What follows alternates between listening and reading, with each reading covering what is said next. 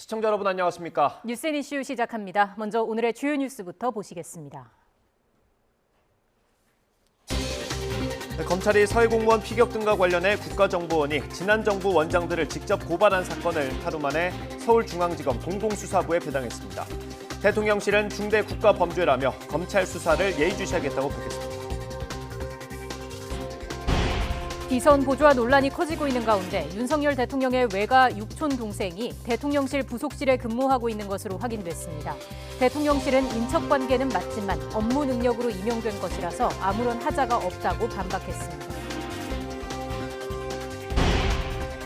국민의힘 윤리위원회가 오늘 소집돼 이준석 대표의 소명을 듣고 징계 여부를 결정할 예정입니다. 여야는 서해 공무원 피격 사건 등 안보 이슈를 두고 거센 공방을 이어가고 있습니다.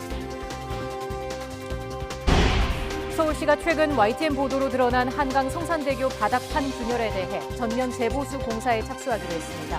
오세훈 시장 지시로 서울시가 시공 과정에 대한 감사를 진행하고 있고 경찰도 지난달부터 업체 관계자를 불러 수사에 나섰습니다. 코로나19가 재유행 조짐을 보이는 가운데 오늘 신규 환자가 사흘째 2만 명에 육박한 걸로 나타났습니다. 전문가들은 기존 오미크론보다 전파력이 센 변이 확산으로 V자 형태의 6차 유행이 이미 시작된 걸로 보고 있습니다. 미국 중앙은행인 연방준비제도가 치솟는 인플레이션을 억제하기 위해 기준금리 인상을 이어가겠다는 뜻을 재확인했습니다. 가파른 금리 인상이 미국의 경제 둔화를 초래하더라도 물가를 잡는 게 우선이라는 의지를 분명히 했습니다.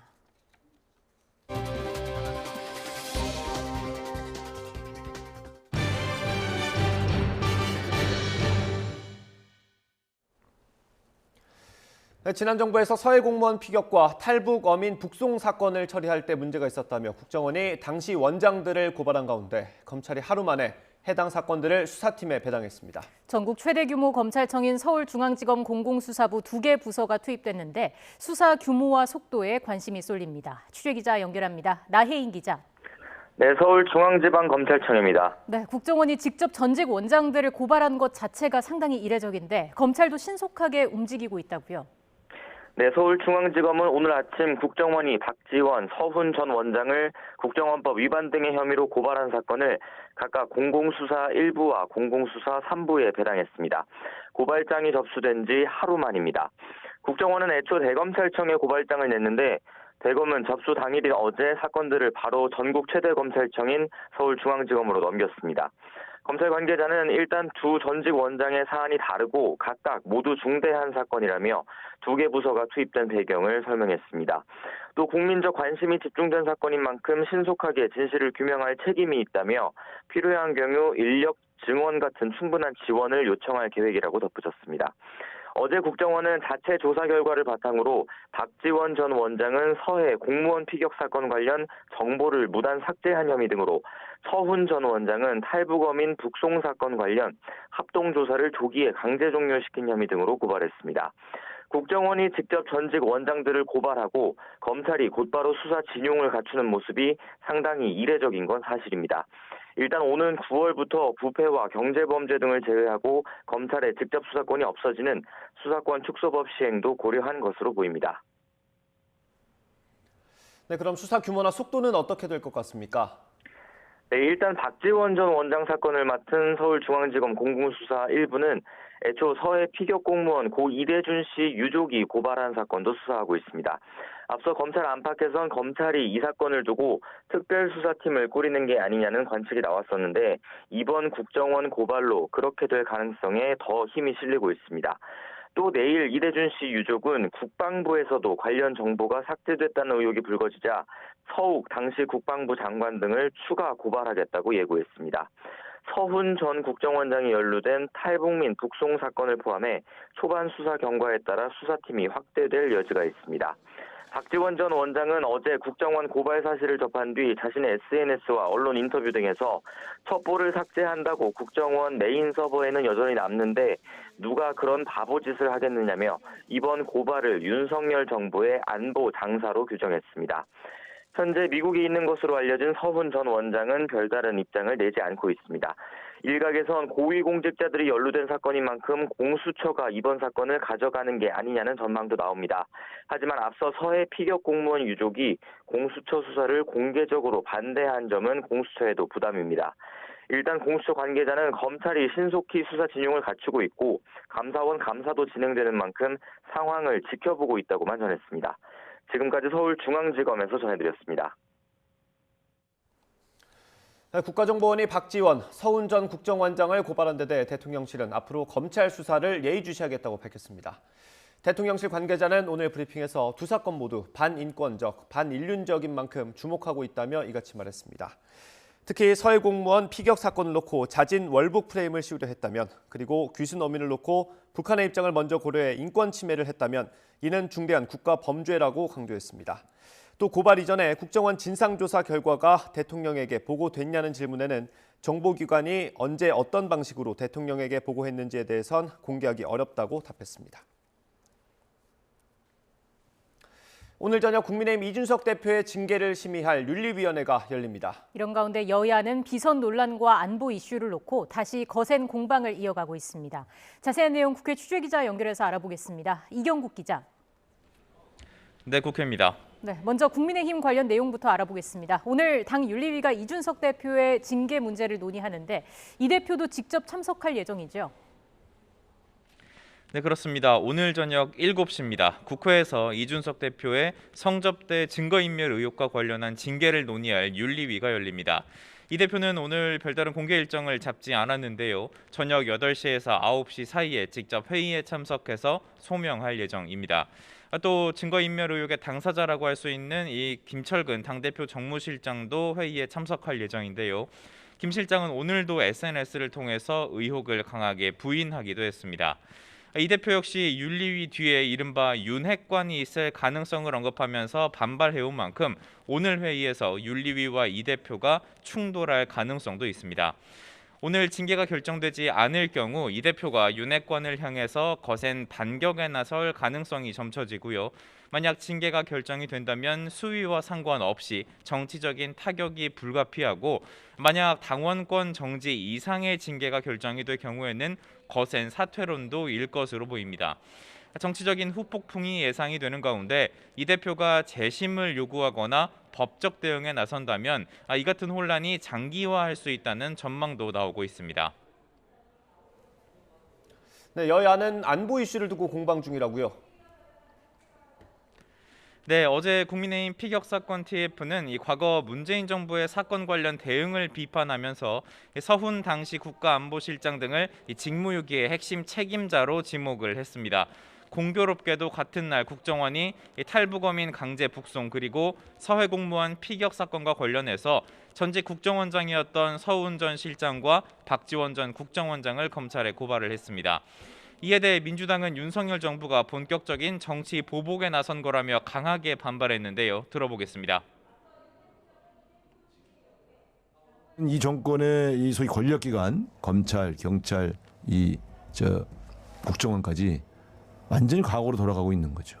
지금 전 정권 인사들을 겨냥하고 있는 것이죠. 네, 이런 가운데 민주당 서해 공무원 사건 TF는 오늘 국방부를 찾아서 서해 공무원 피격 사건에 대한 월북 판단 번복에 현 윤석열 정부 대통령실의 개입이 있었는지를 파악하고 있습니다. 자, 여기에 더해서 대통령실과 김건희 여사를 둘러싼 논란을 놓고도 대립이 첨예하다고요. 네, 앞서 대통령실 인사비서관의 배우자가 윤석열 대통령 나토 순방에 동행해서 김건희 여사를 수행한 것이 논란이 됐습니다. 여기에 윤 대통령의 외가 육촌 동생의 대통령실 근무 사실까지 확인이 되면서 비선 측근 논란이 확산하고 있습니다. 민주당은 비판을 쏟아내고 있는데요. 우상호 비대위원장은 라디오에서 김건희 여사를 통제할 사람이 없다. 체계를 잡지 않으면 더 큰 사고가 터질 거라고 지적했고요. 박홍근 원내대표는 윤 대통령 부부가 대통령실을 사유화하고 있다면서 대국민 사과를 촉구하기도 했습니다. 들어보시죠.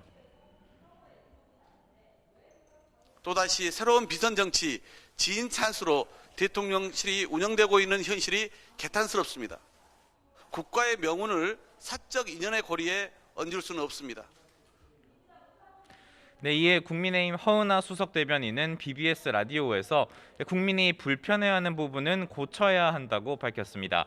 다만 이를 정치 싸움으로 몰고 가는 것은 옳지 않다며 민주당 역시 과거의 잘못을 돌아봐야 한다고 꼬집었습니다. 이어서 들어보겠습니다. 2018년엔 대통령 없이 김종숙 여사 단독으로 인도 순방 다녀오시지 않았습니까? 나만 정상이고 너는 비정상이다라고 말씀하지 않기를 바라는 마음입니다. 네, 민주당에서는 이 문제를 국회 운영위에서 따져봐야 한다는 의견까지 나오고 있는 상황인데요. 이에 따라서 논란은 당분간 계속될 것으로 보입니다. 지금까지 국회에서 전해드렸습니다.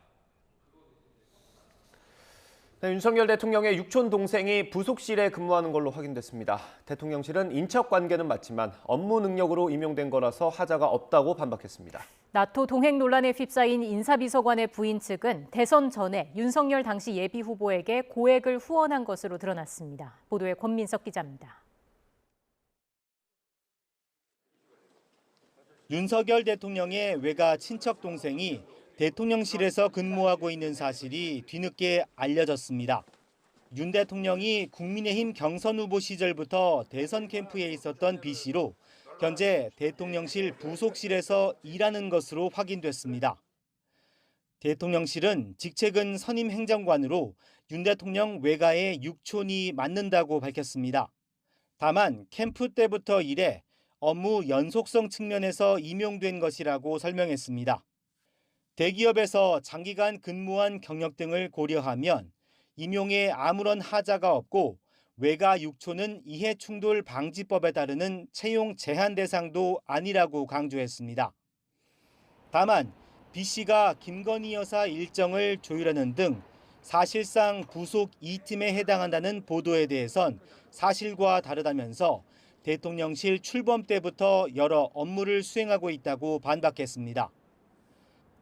앞서 윤 대통령 부부의 나토 일정에 동행해 논란을 빚고 있는 이원모 인사비서관의 부인 A씨 측이 윤 대통령에게 정치 후원금 2천만 원을 냈던 사실도 드러났습니다. 20대 대선 참여 중앙당 후원회 기부자 명단엔 A씨와 A씨 어머니가 각각 1,000만 원씩 낸 것으로 돼 있습니다. 시점은 지난해 7월 26일로 윤 대통령이 대선 예비 후보로 후원금 모금을 시작한 날입니다. A씨는 한방병원재단 이사장 딸로 윤 대통령 소개로 이원모 당시 검사와 결혼한 인연이 있습니다. 윤 대통령 취임을 앞둔 지난 4월 말 등기이사직을 사임하고 대통령실 부속실에서 일하며 채용 절차를 밟았지만 이해충돌 소지로 결국 불발됐습니다. 대통령실은 A씨가 나토 일정에 동행한 게 김 여사 일정을 위한 것이 아니라고 했지만 사실상 김 여사 관련 일정을 대부분 기획한 것으로 알려졌습니다. 폐지한 제2부속실을 부활시켜 공식적으로 보좌해야 한다는 목소리가 다시 커지고 있지만 대통령실은 이를 일축했습니다. YTN 권민석입니다. 네, 조금 전에 들어온 사고 소식부터 전해드리겠습니다. 오늘 오전 10시 15분쯤 제주도 제주시 한림항에서 선박 화재가 발생해서 확산하고 있습니다. 현재 어선 화재로 2명이 실종되고 3명이 중상을 당한 것으로 알려졌습니다. 목격자들은 정박 중인 어선 한 척에서 펑 하는 소리와 함께 불길이 솟구쳤다고 전했습니다. 불은 곧 양옆에 어선으로 번져서 현재 어선 3척이 불길에 휩싸인 상태입니다. 지금 화면으로 보이고 있습니다. 네, 제주 서부소방서는 대응 1단계를 발령하고 화재 진압을 하고 있습니다. 해경도 출동해 바다에서 인명 구조 작업을 벌이고 있습니다. 현재 선원으로 추정되는 남성 3명이 화상을 입고 병원으로 옮겨진 걸로 전해졌습니다. 잠시 뒤에 소방당국의 브리핑이 있을 예정입니다. 현장 연결해서 자세한 소식 들어보도록 하겠습니다. 네, 다음 소식입니다. 경기 침체 속에 고물가 현상이 이어지면서 취약계층에게 무료로 식사를 제공하는 급식소도 운영이 어렵다고 합니다. 재료값은 오르는데 후원금은 줄면서 IMF 때 못지않게 힘든 상황이라고 합니다. 현장에 취재기자 나가 있습니다. 송재인 기자. 네, 서울 중림동 무료급식소에 나와 있습니다. 네, 지금 딱 점심시간인데 현장 분위기 어떻습니까? 네, 말씀하신 것처럼 5분 전쯤부터 점심 식사가 시작되면서 이곳 무료급식소도 북적이고 있습니다. 이후 간식과 저녁 식사까지 이곳에서는 하루 평균 300인분의 식단이 준비되는데요. 최근 고물가 상황이 이어지면서 이 정도의 식단도 준비하기에 예산이 빠듯한 상황입니다. 실제 오늘 메뉴인 닭곰탕 재료들을 하나하나 살펴보면 주재료인 닭고기는 킬로그램당 5,676원으로 지난해 비슷한 시기보다 4.8%가 올랐습니다. 채소값은 더 심각한 상황인데요. 대파와 양파 각각 킬로그램당 2,800원대와 2,400원대를 기록하면서 1년 전보다 모두 25% 넘게 올랐습니다. 상황이 이렇다 보니 과거엔 하루 예산을 50만 원 정도 잡으면 됐는데 지금은 80만 원, 또 많게는 100만 원까지 잡아야 하는 날도 있다고 설명했습니다. 노숙인을 비롯한 취약층 식사 제공 예산은 대부분 개인과 법인 후원금으로 마련하는데 경기 침체로 후원금이 줄면서 시름이 더욱 깊습니다. 오죽하면 현재 상황을 IMF 외환위기 때에 빗댈 정도인데 급식소 운영자의 설명 들어보시죠. IMF 때보다 지금 조금 덜하지만 그때와 거의 흡사합니다. 거의 지금도 물가가 오르고 있고 지금보다 더 오르게 되면 굉장히 이제 위급한 상태로 갈 텐데. 경제 충격파가 소득이 낮은 취약층 지원 기관에마저 큰 타격을 주는 모습입니다.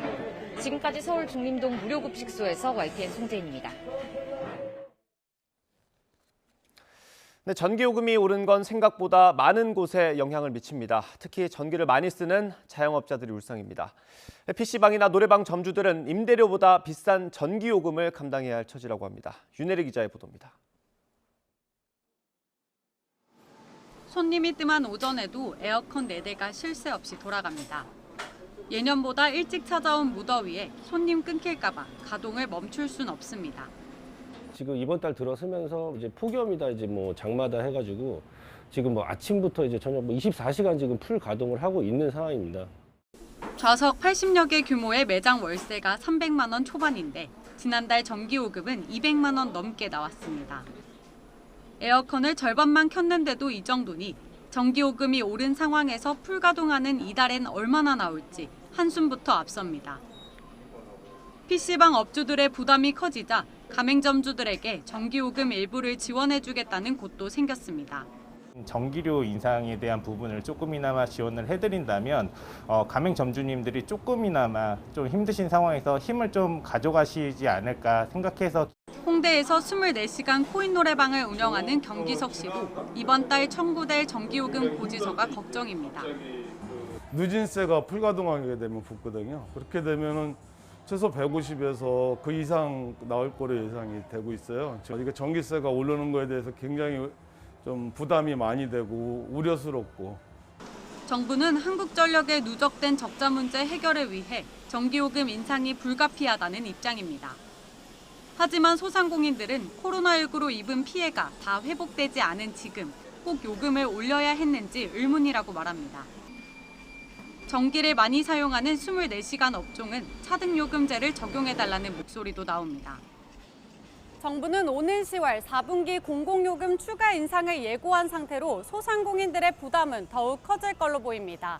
YTN 윤혜리입니다.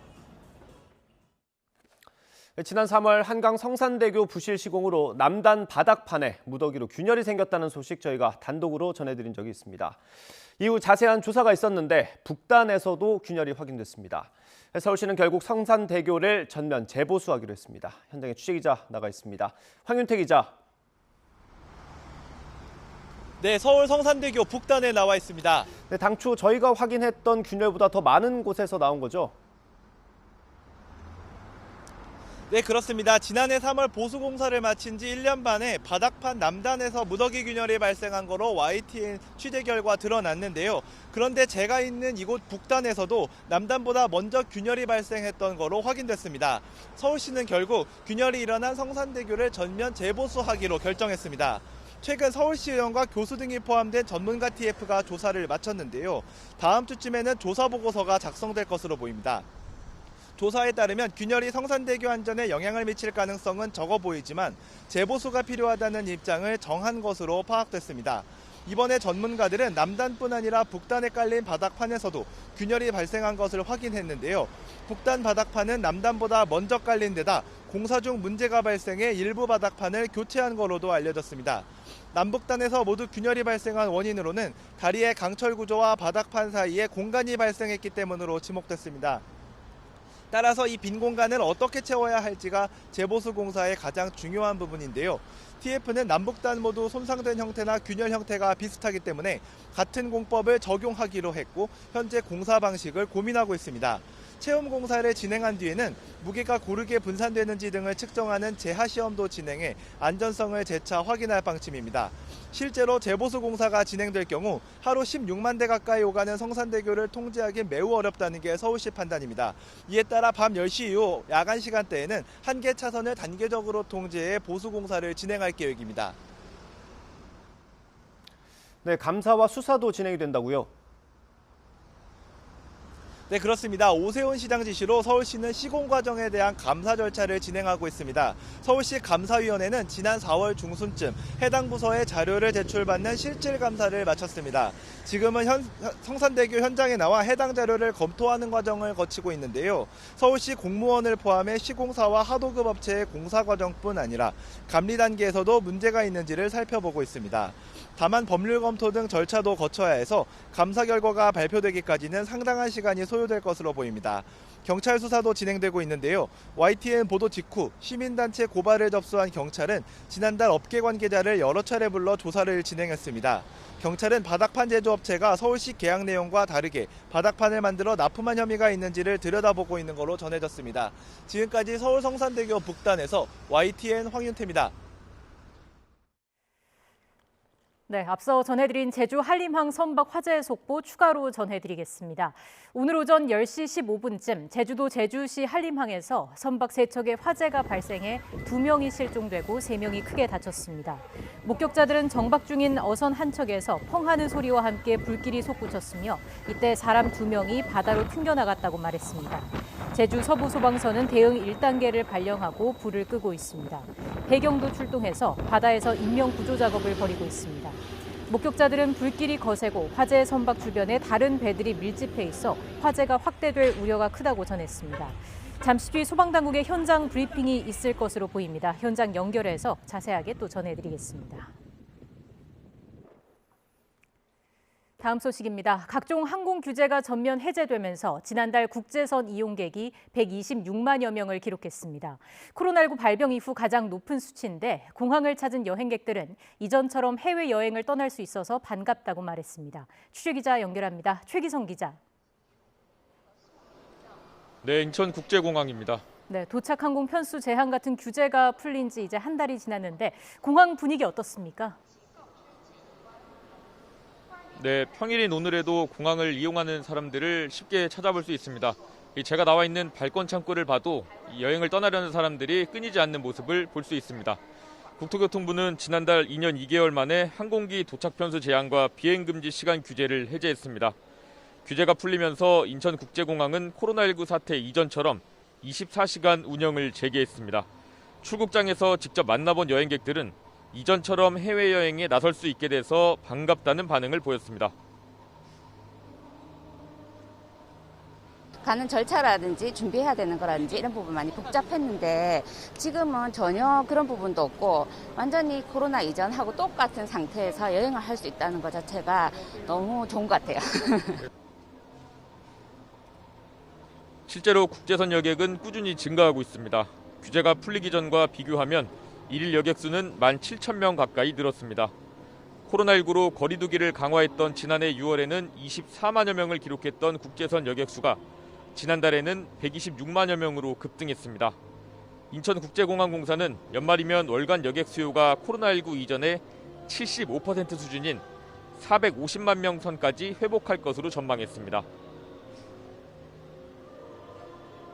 해외여행 수요 증가에 맞추어 아시아나항공은 전월 대비 25% 이상 공급 확대에 나섰습니다.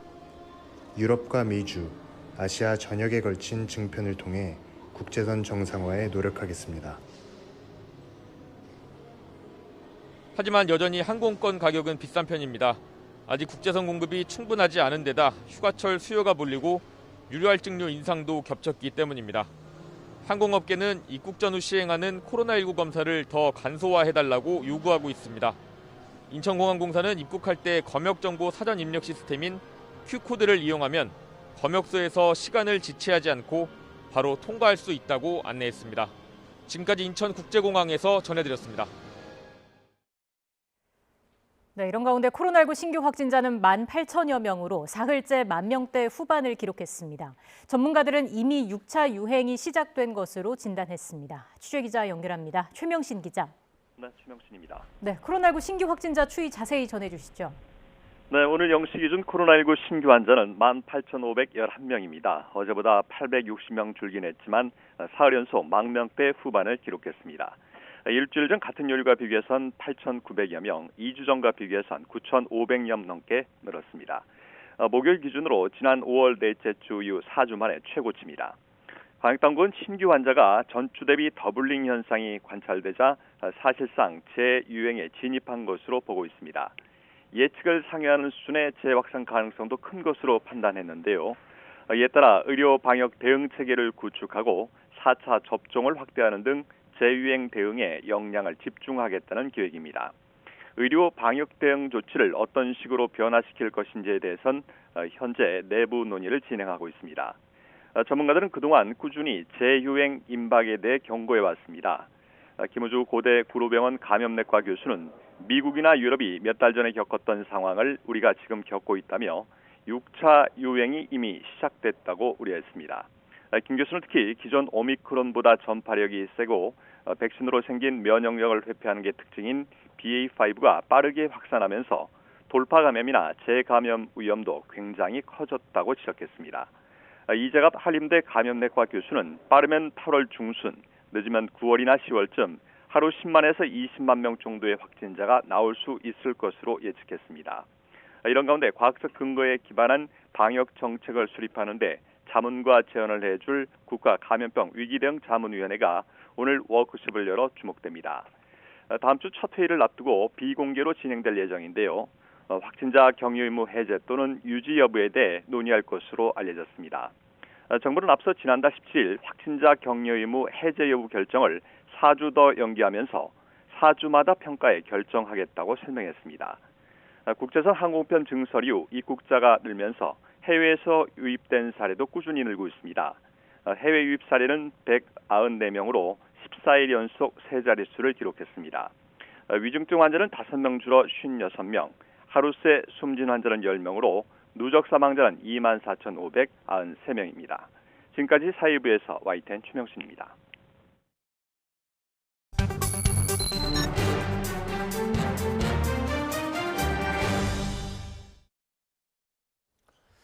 네, 청소노동자들의 열악한 처우 문제 이번에도 불거졌습니다. 연세대학교 청소노동자들이 처우 개선을 요구하며 집회를 진행하고 있습니다. 일부 재학생들이 소송을 제기하면서 청소노동자들은 학교가 아닌 학생들과 법적 다툼을 하게 됐습니다. 현재 상황 진단해 보겠습니다. 민주사회를 위한 변호사 모임 노동위원회 소속 류하경 변호사 나와 있습니다. 어서 오십시오. 어서 오십시오. 네, 안녕하세요. 네.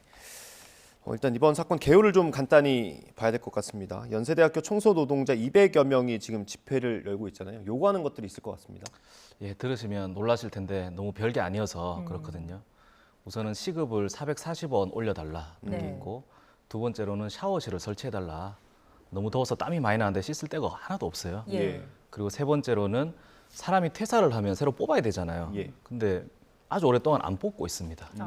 이렇게 가면은 결국에는 극단적으로 이야기하면 한 명에서 모든 학교를 다 청소해야 되는 상황까지도 갈 수 있는 거죠. 요 세 가지밖에 안 돼요. 시급 440원. 예, 올해 최저임금 460원 올랐잖아요. 근데 440원 올려달라고 요구를 했고 지방노동위원회라는 중재기관에서 400원은 올려라라고 국가기관에서 권고를 했습니다. 그래서 우리 노동자들은 그래 그것만이라도 받겠다 했는데 회사는 싫다는 겁니다. 400원도 안 된다. 안 된다는 겁니다. 학교가 안 된다는 겁니다. 이런 요구를 학교 측이 또 묵묵부답으로 일관하니까 노동자들이 거리로 나선 거고요. 그렇죠. 한 100일째 집회가 진행이 되고 있는데 지난달 이 노동자들에게 소장이 날아든 겁니다. 네네. 보면은 일부 재학생들이 민형사 소송을 제기를 한 건데 어떤 내용인지도 설명을 해주실까요? 참 일단은 안타깝다는 마음을 좀 전하고 싶고요. 그리고 우리 노동자들과 졸업생들이 지금 연대에서 학교에 요구를 하고 있는데 드리고 싶은 말씀은 이 노동자들에게 고소하고 손해배상 청구한 학생들을 미워하지 않습니다. 예, 일단 이 사건의 쟁점은 예. 연세대학교의 반기에 있다는 점을 먼저 말씀드리고 싶고 그 학생들이 제기한 것은 형사적으로는 업무방해죄로 고발을 했고요. 예. 그리고 집시법상 신고하지 않은 미신고 집회다 이렇게 고발한 게 있고요. 민사적으로는 손해배상 청구를 630만 원 정도. 네, 알겠습니다. 변호사님 잠시만요. 저희가 지금 라이브를 전해드릴 게 있어서 잠시 말씀을 끊겠습니다. 네. 앞서 제주 한림항 선박 화재 속보를 전해드렸는데요. 지금 소방당국의 현장 브리핑이 진행이 될 것으로 보입니다. 먼저 현장으로 가보겠습니다. 네, 오늘 금일 화재는 10시 17분에 그 한림 내에 있는 항구에서 그 화재가 발생을 했습니다. 네, 화재는 현재 그 보시는 바와 같이 은성호, 대복호, 대경호 이렇게 세 척의 배가 있는데 가운데 있는 대북호에서 펑 하는 소리와 함께 이제 화재가 발생을 했습니다. 화재가 발생해서 그 신고가 그 들어왔기 때문에 저희 그 소방서에서는 신고 즉시 현장에 출동을 그 바로 했습니다. 바로 출동을 해서 현재 도착을 해보니까 대북호에 있는 그 화재가 옆에 있는 은성호하고 대경호까지도 이렇게 그 번지는 어떤 대북호에서는 최성기 상태에 있었습니다. 그래서 저희들은 우선적으로 이 대북호에 있는 그 현장 그 직원들의 말을 그 인용을 들어서 인명 구조를 최우선적으로 하기 위해 가지고 인명 피해가 있는지 여부를 확인을 했습니다. 그래서 이 대북호에는 최초에 8명이 있었는데 그 중에서 이제 그 3명은 받고 있었고 5명이 그 현재 그 안에 있다가 3명은 화재가 발생한 후에 바다에서 이제 그 구조 요청이 들어와 가지고 바로 그 여기는 해경 그 경비 함정으로 해서 3명을 구조를 했습니다. 3명을 구조를 해서 3명에 대해서는 즉시 119 구급대로 이동해서 병원에 이송 조치를 했고 현재 그 뭐 실종 2명으로 추정을 하고 있습니다는 현재 거기에 있는 기관사하고 외국인 선원 한 사람이 그 연락이 현재 안 되고 있는 상태에 있습니다. 이 부분은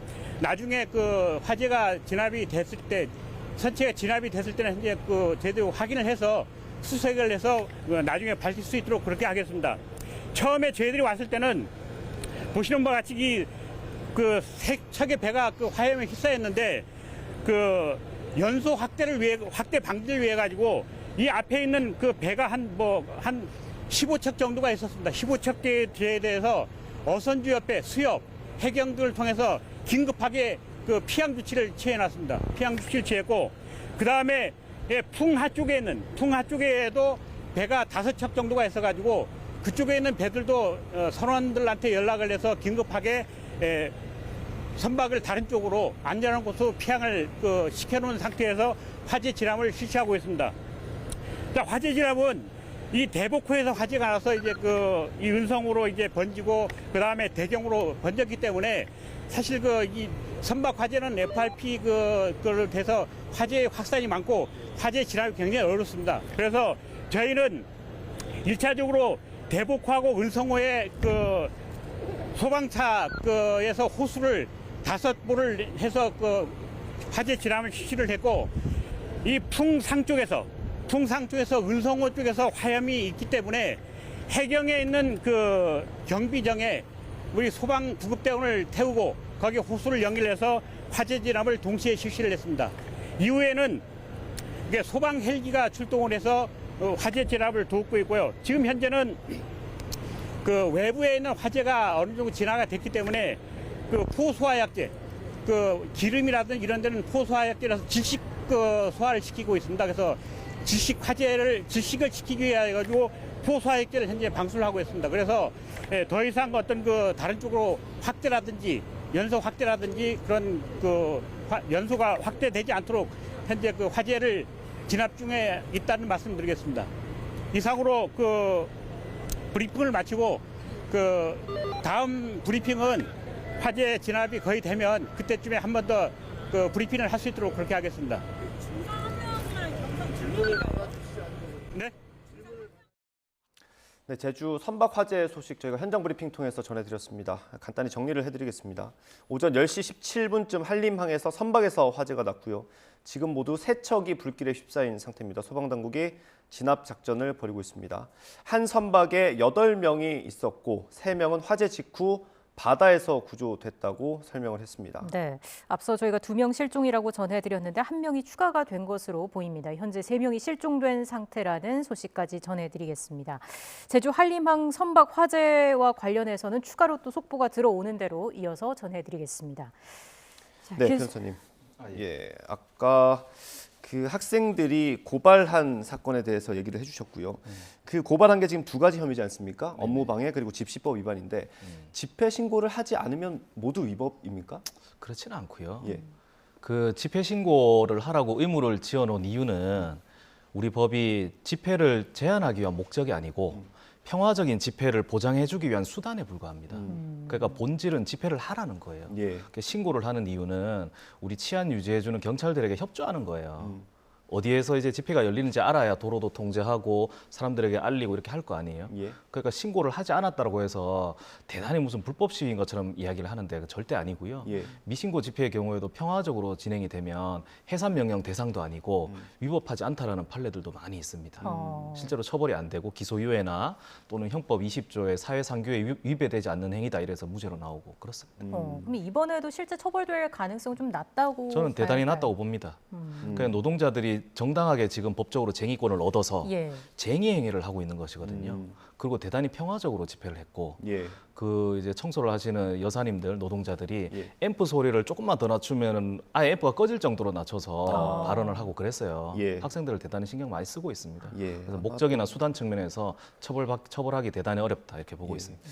짐작을 해보자면 사실 그 여사님들, 그 청소하시는 분들도 학생들한테 굉장히 미안한 마음이 있을 거라는 생각이 들긴 하는데 예, 예. 그 학생들이 민사소송도 제기하지 않았습니까? 예, 배상 예. 금액이 32만 638만 원. 6천 원. 예. 이게 어떻게 나오게 됩니까? 그러니까 한 학기 등록금을 한 학기 수업 일수로 나눈 다음에 그러면은 하루치 학비가 나오잖아요. 거기다 곱하기 내가 방해받은 일수 이렇게 한 겁니다. 거기에다가 정신과 치료를 받고 있는 학생은 병원비 예. 그리고 무형적 손해라고 해서 의뢰 들어가는 위자료 100만 원씩 예. 그렇게 해서 630여만 원 나왔습니다. 이렇게 민형사 소송도 들어왔고 반면에 또 이런 상황 비판하고 노동자 집회를 지지하는 학생들도 적지 않은 걸로 알고 있거든요. 예, 예. 현장에서 좀 들리는 목소리는 어떻습니까? 이 소송을 제기한 학생이 3명 예. 그리고 자기 실명을 드러내면서 노동자들을 지지한다 하는 학생들이 3천여 명 됩니다. 예. 침묵하면서 지지하는 학생들은 더 많다고 봐야겠죠. 그러니까 이 학내 구성원들 절대 다수 주류의 목소리는 예. 청소 노동자들의 이 요구를 지지하고 응원한다는 것입니다. 예. 그 이쯤 되면 좀 학교가 나설 법도 한데요. 어떻습니까? 그래야 되는데요. 예. 법적으로 간접 고용입니다. 그러니까 중간에 하청업체, 용역업체가 껴있는 예. 다단계 구조인 거죠. 예. 왜 이렇게 하냐. 기업들이 다 이렇게 하잖아요. 그 인건비 줄이고 예. 그다음에 법적으로 책임질 일이 생겼을 때 쏙 도망가 버리고 이거 하려고 학교에서 이렇게 수십 년 동안 하고 있는 건데요. 이렇게 되는 거예요. 그 청소 노동자들로서는 실질적인 근로조건 결정권자가 학교예요. 예. 왜냐하면 학교가 내려주는 돈만 용역업체는 나눠주기 때문에 예. 학교가 안 돼 그러면 용역업체는 인건비 못 올리는 겁니다. 무슨 말이냐 입찰 안 해줘 버리면 끝이에요. 최종 결재권자가 학교니까 예. 학교에다가 요구를 할 수밖에 없고 학교가 결정을 해야 돼요. 그런데 학교는 내가 법적 책임자 아니요 도망가고 용역업체는 나는 실질적인 권한이 없어 학교에 가서 이야기하시오. 핑퐁이 되는 거예요. 수십 년째 핑퐁판에서 노동자들만 사각지대에 빠져서 고통받고 있습니다. 서로 책임을 회피하고 있는 거네요. 그거죠. 그럼 예, 어떻게 해결을 해야 됩니까? 그러니까 간접 고용 제도를 근본적으로 없애야 되는 건데 예. 그것은 지금 하세월이고 입법을 통해야 되기 때문에요. 학교잖아요. 예. 다른 일반적인 사기업도 아니고 나서야죠. 실질적인 근로조건을 내가 결정한다는 걸 누구보다 잘 알고 있는 게 총장이고 총무팀이에요. 예. 그게 나와서 440원 올리는 거예요. 샤워실 만들어 주는 겁니다. 지금 연세대학교 그 적립금이 5,800억이에요. 예. 더 이상 말을 이어가기 힘들 정도로 학교가 예. 지금 너무하지 않나 이런 생각이 들 예. 겁니다. 이번 일뿐만 아니라 사실 청소 노동자들이 열악한 환경에서 일하고 있다는 건 저희 뉴스로 굉장히 많이 다뤄졌던 기억이 나는데 그 정치권에서 얘기가 다뤄지는 건 거의 없었던 것 같아요. 그렇죠. 예, 어떻게 좀 입법 활동을 통해서 좀 해결할 수 있는 방법 없을까요? 안타깝습니다. 이게 수십 년 된 문제입니다. 예. 입법을 잘 안 하고 있고요. 왜 그러냐, 뭐 저도 잘 모르겠습니다. 이제 이분들이 유권자로서의 세력이 크지 않다 뭐 이렇게 생각을 하는지도 잘 모르겠는데요. 입법을 통해서 그 직접 공공장소, 건물이나 주차장이나 이런 것을 관리하는 사람들은 직접 고용하도록 좀 했으면 좋겠어요. 왜냐하면 상시 업무잖아요. 계속 업무잖아요. 용역업체가 하는 것은 없거든요. 월급 내려다 주는 것밖에 안 돼요. 네. 우리 근로기준법에서는 중간 착취 금지하고 있습니다. 중간 착취는 노예제도에서 파생된 거기 때문에 금지하는 거예요. 근데 아주 예외적으로 파견법, 그다음에 뭐 간접 고용, 하도급 이런 걸 허용해 놨는데 하나하나 없애 나가기 시작하는 게 세계적인 추세잖아요. 그런데 이제 청소 노동자들 직접 고용해야죠. 계속 해야 되는 업무고 상시 업무인데요. 그런 입법이 빨리 이루어지기를 바랍니다. 말씀하신 것처럼 이게 정말 수십 년 된 문제인데 불과 1년 전만 해도 서울대에서 청소 노동자가 숨지는 사건이 있었잖아요. 그랬죠. 그때 이후에 뭐 달라진 게 없는 건가요? 전혀 없죠. 제가 02학번인데 2007년에 노동조합 만드는 운동을 해서 2008년에 만들어졌어요. 15년 만에 학교를 갔더니 상황이 더 안 좋아져 있어요. 이 방금 앵커 말씀하신 서울대 사건은 에어컨 없는 조그만 휴게실도 아니고 대학 나오셨겠지만 올라가는 계단 있잖아요. 그 보면은 벽이 있습니다. 벽이 아니에요. 쇠문 열고 들어가면 그 안에 사람이 앉아 있습니다. 0.5평. 거기 에어컨 없이 앉아 계시다가 60대 노인이 돌아가신 겁니다. 그 형태가 지금도 유지되고 있느냐? 다 유지되고 있습니다. 근데 그 공간은 사실 이 임금과 별개로요. 공간은 학교가 의지가 있으면 좀 만들 수 있는 거 아닙니까? 충분히요.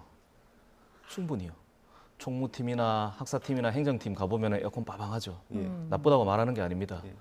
근데 방금 제가 이야기한 것처럼 여성 노동자들은 여자 화장실 한켠에서 도시락 까먹고요. 남자 노동자들은 계단 밑에 틈에 들어가가지고 그렇게 주무시고 쉬다가 사망하기도 하고 그렇게 합니다. 격차가 너무 크잖아요. 휴게실 하나 정도 만들어주고 샤워실 만드는 거 어렵지 않거든요. 같은 사람이다 이거예요. 지금 쟁의 행위를 하고 있는 학교가 여럿 있다고 들었습니다. 연세대학교뿐만 아니라 그 중에도 이 연세대 사례가 주목을 받는 건 아마 학생들의 고발이 있었기 때문일 것 같은데 재직 중인 한 교수님이 지적했던 거랑 좀 같은 맥락일 수도 있고요. 사회적 약자에 대한 그 일부 학생들의 인식 이거에 대해서는 또 어떻게 보시는지 또 아마 학교 후배들이시지 않습니까? 그래서 이런 얘기 좀 들려주고 싶었는데 공정이라는 개념에 대해서 너무 오해하지 말자. 내가 조금 더 불편하지 않아야 공정한 게 아니다. 공정이란 무엇이냐? 사회적인 부당함과 부정의와 불평등을 일으키는 근본적인 원인이 뭔지를 정확하게 인지를 하고 그 원인을 해소하기 위해서, 해결하기 위해서 일반적인 피해자들이 다 힘을 합치는 거, 연대하는 거, 그게 바로 공정이에요. 그래서 학생들이 너무 시야를 좁게 볼 것이 아니라 이 기회에 정말 공정이 무엇인지에 대해서 깨닫고 이 원인 제공자인 학교로 가서 청소 노동자들의 손을 잡고 같이 이 요구들을 좀 해주기를 바라고 있습니다. 학생들도 직접 앞에 나서서 좀 목소리를 내주면 더 좋겠다는 생각도 들고요. 이미 충분히 많이 내고 있고요. 3,000명이나 서명하고. 알겠습니다. 늘 반복되는 문제, 나아지지 않는 현실의 그 이유에 대해서 더 다시 한번 생각해보는 계기가 됐으면 좋겠습니다. 지금까지 류하경 변호사와 이야기 나눴습니다. 고맙습니다. 고맙습니다. 네, 감사합니다.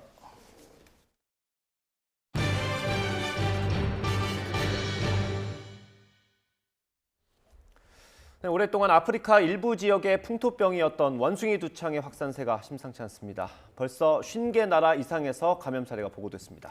WHO가 두 번째 긴급회의를 열고 코로나19와 같은 급의 비상사태를 지정할지 검토하기로 했습니다. 보도에 이상순 기자입니다.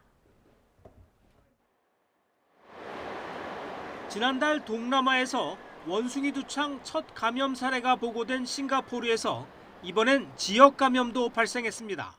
첫 사례는 싱가포르를 다녀간 영국인 항공승무원이었지만 어제는 말레이시아 국적의 45세 남성이 확진 판정을 받았습니다. 원숭이 두창은 지난 5월만 해도 미국과 유럽이 중심이었는데 그새 확산세가 가팔라졌습니다. Across the world, there has now been more than 6,000 cases recorded in 58 countries. Testing remains a challenge, and it's highly probable that there are a significant number of cases not being picked up. WHO는 결국 이달 18일쯤 긴급회의를 다시 소집하기로 했습니다. 원숭이 두창에 대한 PHEIC, 국제적 공중보건 비상사태를 재검토할 예정입니다. I plan to reconvene the emergency committee so they are updated on the current epidemiology and evolution of the outbreak and implementation of countermeasures. WHO는 지난달 23일 첫 긴급회의에선 PHEIC에는 해당하지 않는다는 판단을 내린 바 있습니다. PHEIC는 WHO가 세계적으로 유행하는 질병과 관련해 발령하는 최고 수준의 경보 단계입니다. 현재는 2020년 1월 말 PHEIC가 발령된 코로나19에만 적용되고 있습니다. 천연두와 증상이 비슷한 원숭이 두창은 지난 40여 년간 중서부 아프리카의 풍토병이었습니다. WHO는 또 최근 2주 동안 코로나19 감염이 세계적으로 30% 이상 급증했다면서 미국 화이자사에 코로나19 치료제인 팍스로비드를 신속하고 효과적으로 생산해달라고 요구했다고 밝혔습니다. YTN 이상순입니다. 절기 소서인 오늘은 전국에 다시 장맛비가 내리겠습니다. 하지만 비가 더위를 완전히 식혀주지는 못하겠는데요. 오늘 서울의 한낮 기온은 30도로 어제보다 3도가량 낮겠지만 습도가 높아서 체감더위는 여전히 심하겠습니다. 오늘 외출하실 때는 시원한 옷차림과 함께 우산도 챙겨 나오시기 바랍니다. 자세한 레이더 화면을 살펴보면 북한 쪽에 위치한 장마전선이 점차 남하하면서 오후부터 우리나라에 영향을 주겠습니다. 경기 북부부터 비가 시작되겠고요. 서울에는 오후 2시에서 3시쯤부터 비가 내릴 것으로 예상됩니다. 비는 이번에도 중북부 지방에 집중되겠는데요. 내일까지 경기 북부와 강원 북부에 최고 150mm 이상, 그 밖에 수도권과 강원도에도 최고 100mm의 폭우가 쏟아지겠습니다. 특히 시간당 30에서 50mm의 국지성 호우가 동반될 것으로 보이는 만큼 호우 대비 철저히 해주시기 바랍니다. 낮 동안에는 어제보다 기온이 조금 낮겠지만 습도가 높아 여전히 무덥겠습니다. 오늘 낮 기온 서울 30도, 대전 33도, 광주는 32도까지 오르겠습니다. 주말에는 장맛비가 잠시 쉬어가겠지만 다음 주에는 다시 장마전선이 활성화되겠고요. 올여름 들어 가장 강한 호우가 쏟아질 가능성도 있겠습니다. 지금까지 날씨 정보였습니다.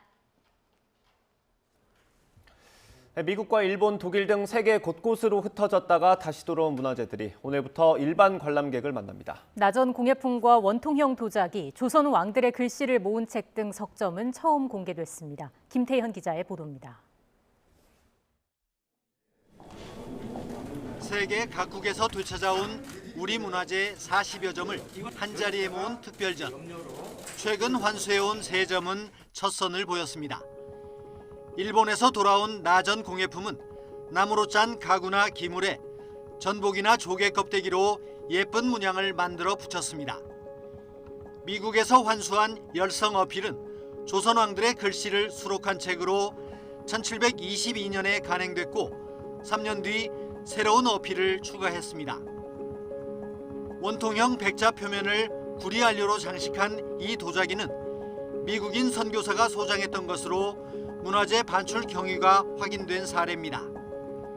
매우 드물게 소장자가 자진해 돌려준 문화재도 눈길을 끕니다. 진경산수화의 대가 겸재정선의 화첩과 조선의 보병들이 입었던 면피갑은 독일 수도원이 돌려줬고 사대부 묘소에 세우던 문인석 한 쌍은 독일 박물관이 반환했습니다. 특별전은 문화재 환수에 대한 국민적 관심과 이해를 높이기 위해 마련됐습니다. 나라박 문화재를 환수하거나 또는 현지에서 활용하거나 하는 그 성격들을 좀 일반인들이 쉽고 친숙하게 이해할 수 있었으면 하는 취지로 기획을 했습니다. 조선왕조실록 오대산 사고본과 덕혜옹주의 당위와 스란치마 등에는 끈질긴 환수 노력과 환수 경로에 대한 설명이 달려 있습니다. 민간 기업도 큰 역할을 합니다.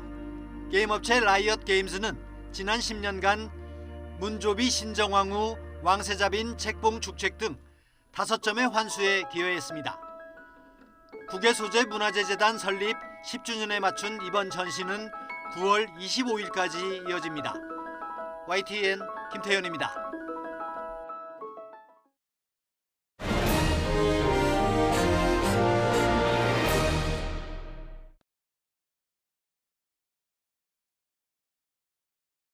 (30대) 당대표 큰 변화였습니다. 백팩에 따릉이를 타는 모습은 여의도에 바람을 몰고 왔습니다. 그 바람은 선거에서도 불었습니다. 쇼츠와 SNS 단문 메시지는 신선했고 또 잘 먹혔습니다. 누구 공이든 이준석 대표 체제에서 선거를 2번이나 이겼다는 건 부정할 수 없습니다. 그런데 위기입니다. 성상납에 이 증거를 없애려 했다는 의혹 때문입니다. 여론 눈치를 보던 당내 갈등은 끝내 겉으로 드러났고 윤리위 시민은 당권 다툼과 뒤섞였습니다. 1년 전 여의도에 바람을 일으켰던 이준석 대표가 오늘 저녁 어쩌면 정치 생명을 좌우할 수 있는 윤리위에 출석합니다. 오늘의 전국대당 관련 영상 보면서 시작하겠습니다. 이준석 당원 현 당대표는 제4차 중앙윤리위원회 7월 7일 날 개최하기로 결정을 했습니다. 그래서 소명 청취 후 심의 의결하기로 하였습니다. 지금 윤리위 해가지고 당에서 제일 신난 분들이 누군 것 같으세요? 예, 지금 보시면 알잖아요. 지금 윤리위 한다 그러니까 신나가지고 지금 모 의원 해가지고 계속 뭐 방송도 나가서 이야기하고 하잖아요. 가장 신난 분들은 소위 윤핵관으로 분류되는 분들인 것 같아요. 그러니까 아까 말했듯이 이 배 떨어지니까 완전히 까마귀들이 합창하고 있는 그런 상황이죠. 지금. 윤핵관이라고 지칭되는 사람들은 익명의 그 뒤에 숨어가지고 당내 분란 일으키는 분들이고 지금도 뭐 핵심 관계자, 당 관계자 이렇게 해가지고 말씀하시는 분들 많거든요. 이분들은 다 대포차 같은 겁니다. 지금 번호판 다 숨기고 남의 번호판 달아가지고 무책임하게 운전하시는 분들처럼 좀 대포차 같이 정치를 하고 계신 겁니다.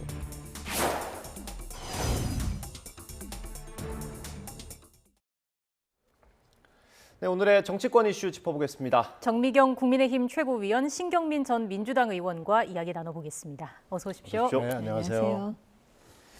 네, 일단 부담스러우실 테니까 의원님한테 먼저 여쭤보겠습니다. 오늘 결과가 나올 수도 있다고 보십니까? 그걸 누가 알겠어요. 뭐 결정을 안 하는 결정을 미루거나 아예 안 하는 쪽으로 하는 결정을 할 가능성들을 얘기하는 분들이 있죠. 예. 그것도 가능성이 있고요.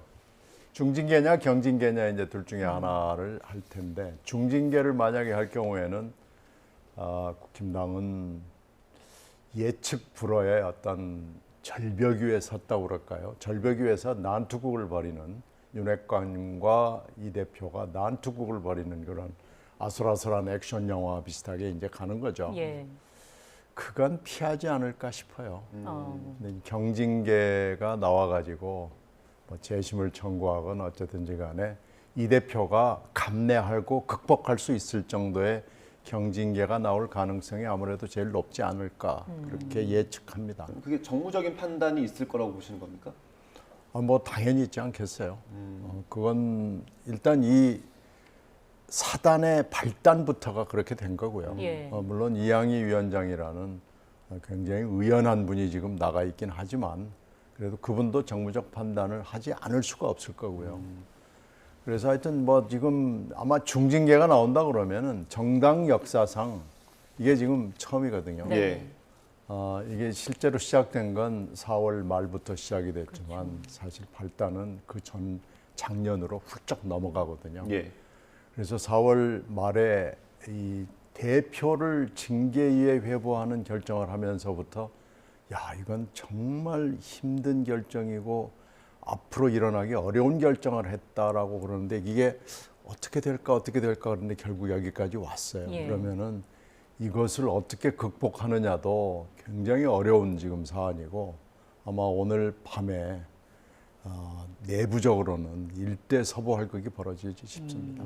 만약 오늘 결정 자체를 좀 미룰 수 있다라는 관측도 나오는데 그렇다 하더라도 어느 정도의 방향이랄까요? 그런 대세 흐름은 좀 정해질 거라고 보시는지. 그렇죠. 뭐 결정을 안 하는 결정을 한다고 하더라도 예. 방향은 나오죠. 최 의원님, 예, 많이 여쭤봤으니까 좀 여쭤봐야 될 것 같아서 오늘도 원래 최고위 있는 날이죠. 네. 미리 취소가 됐습니까? 네, 그게 왜 그러냐면 예. 그 권선동 원내대표, 예. 그러니까 원내대표단이 그 회의가 있어갖고 세종으로 내려가는 바람에 예, 그래서 취소가 됐습니다. 예. 이준석 대표가 혹시 뭐 어젯밤이나 오늘 이제 윤리위가 있으니까요. 지도부 최고위원들께 어떤 뭐 메시지를 전하거나 그렇긴 했습니까? 원래 그런 분은 아니에요. 네.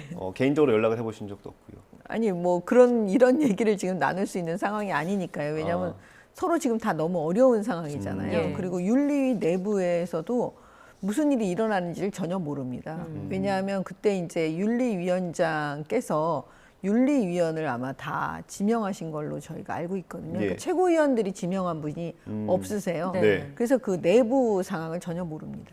예.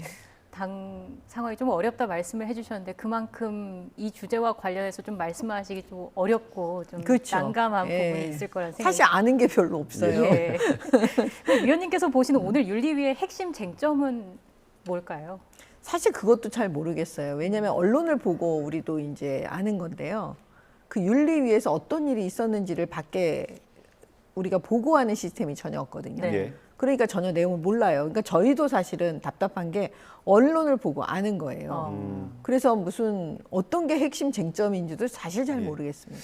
뭐 최고위원이 힘이 없다라고 이제 지난주에 말씀을 해주시긴 했지만 그래도 지도부의 일원으로서 어떤 대표에 대한 징계가 나왔을 때를 대비한 어떤 플랜 같은 건 있어야 되지 않겠습니까? 그런 걸 아니죠. 이게 왜냐하면 그러면 예단을 갖고 한다는 거잖아요.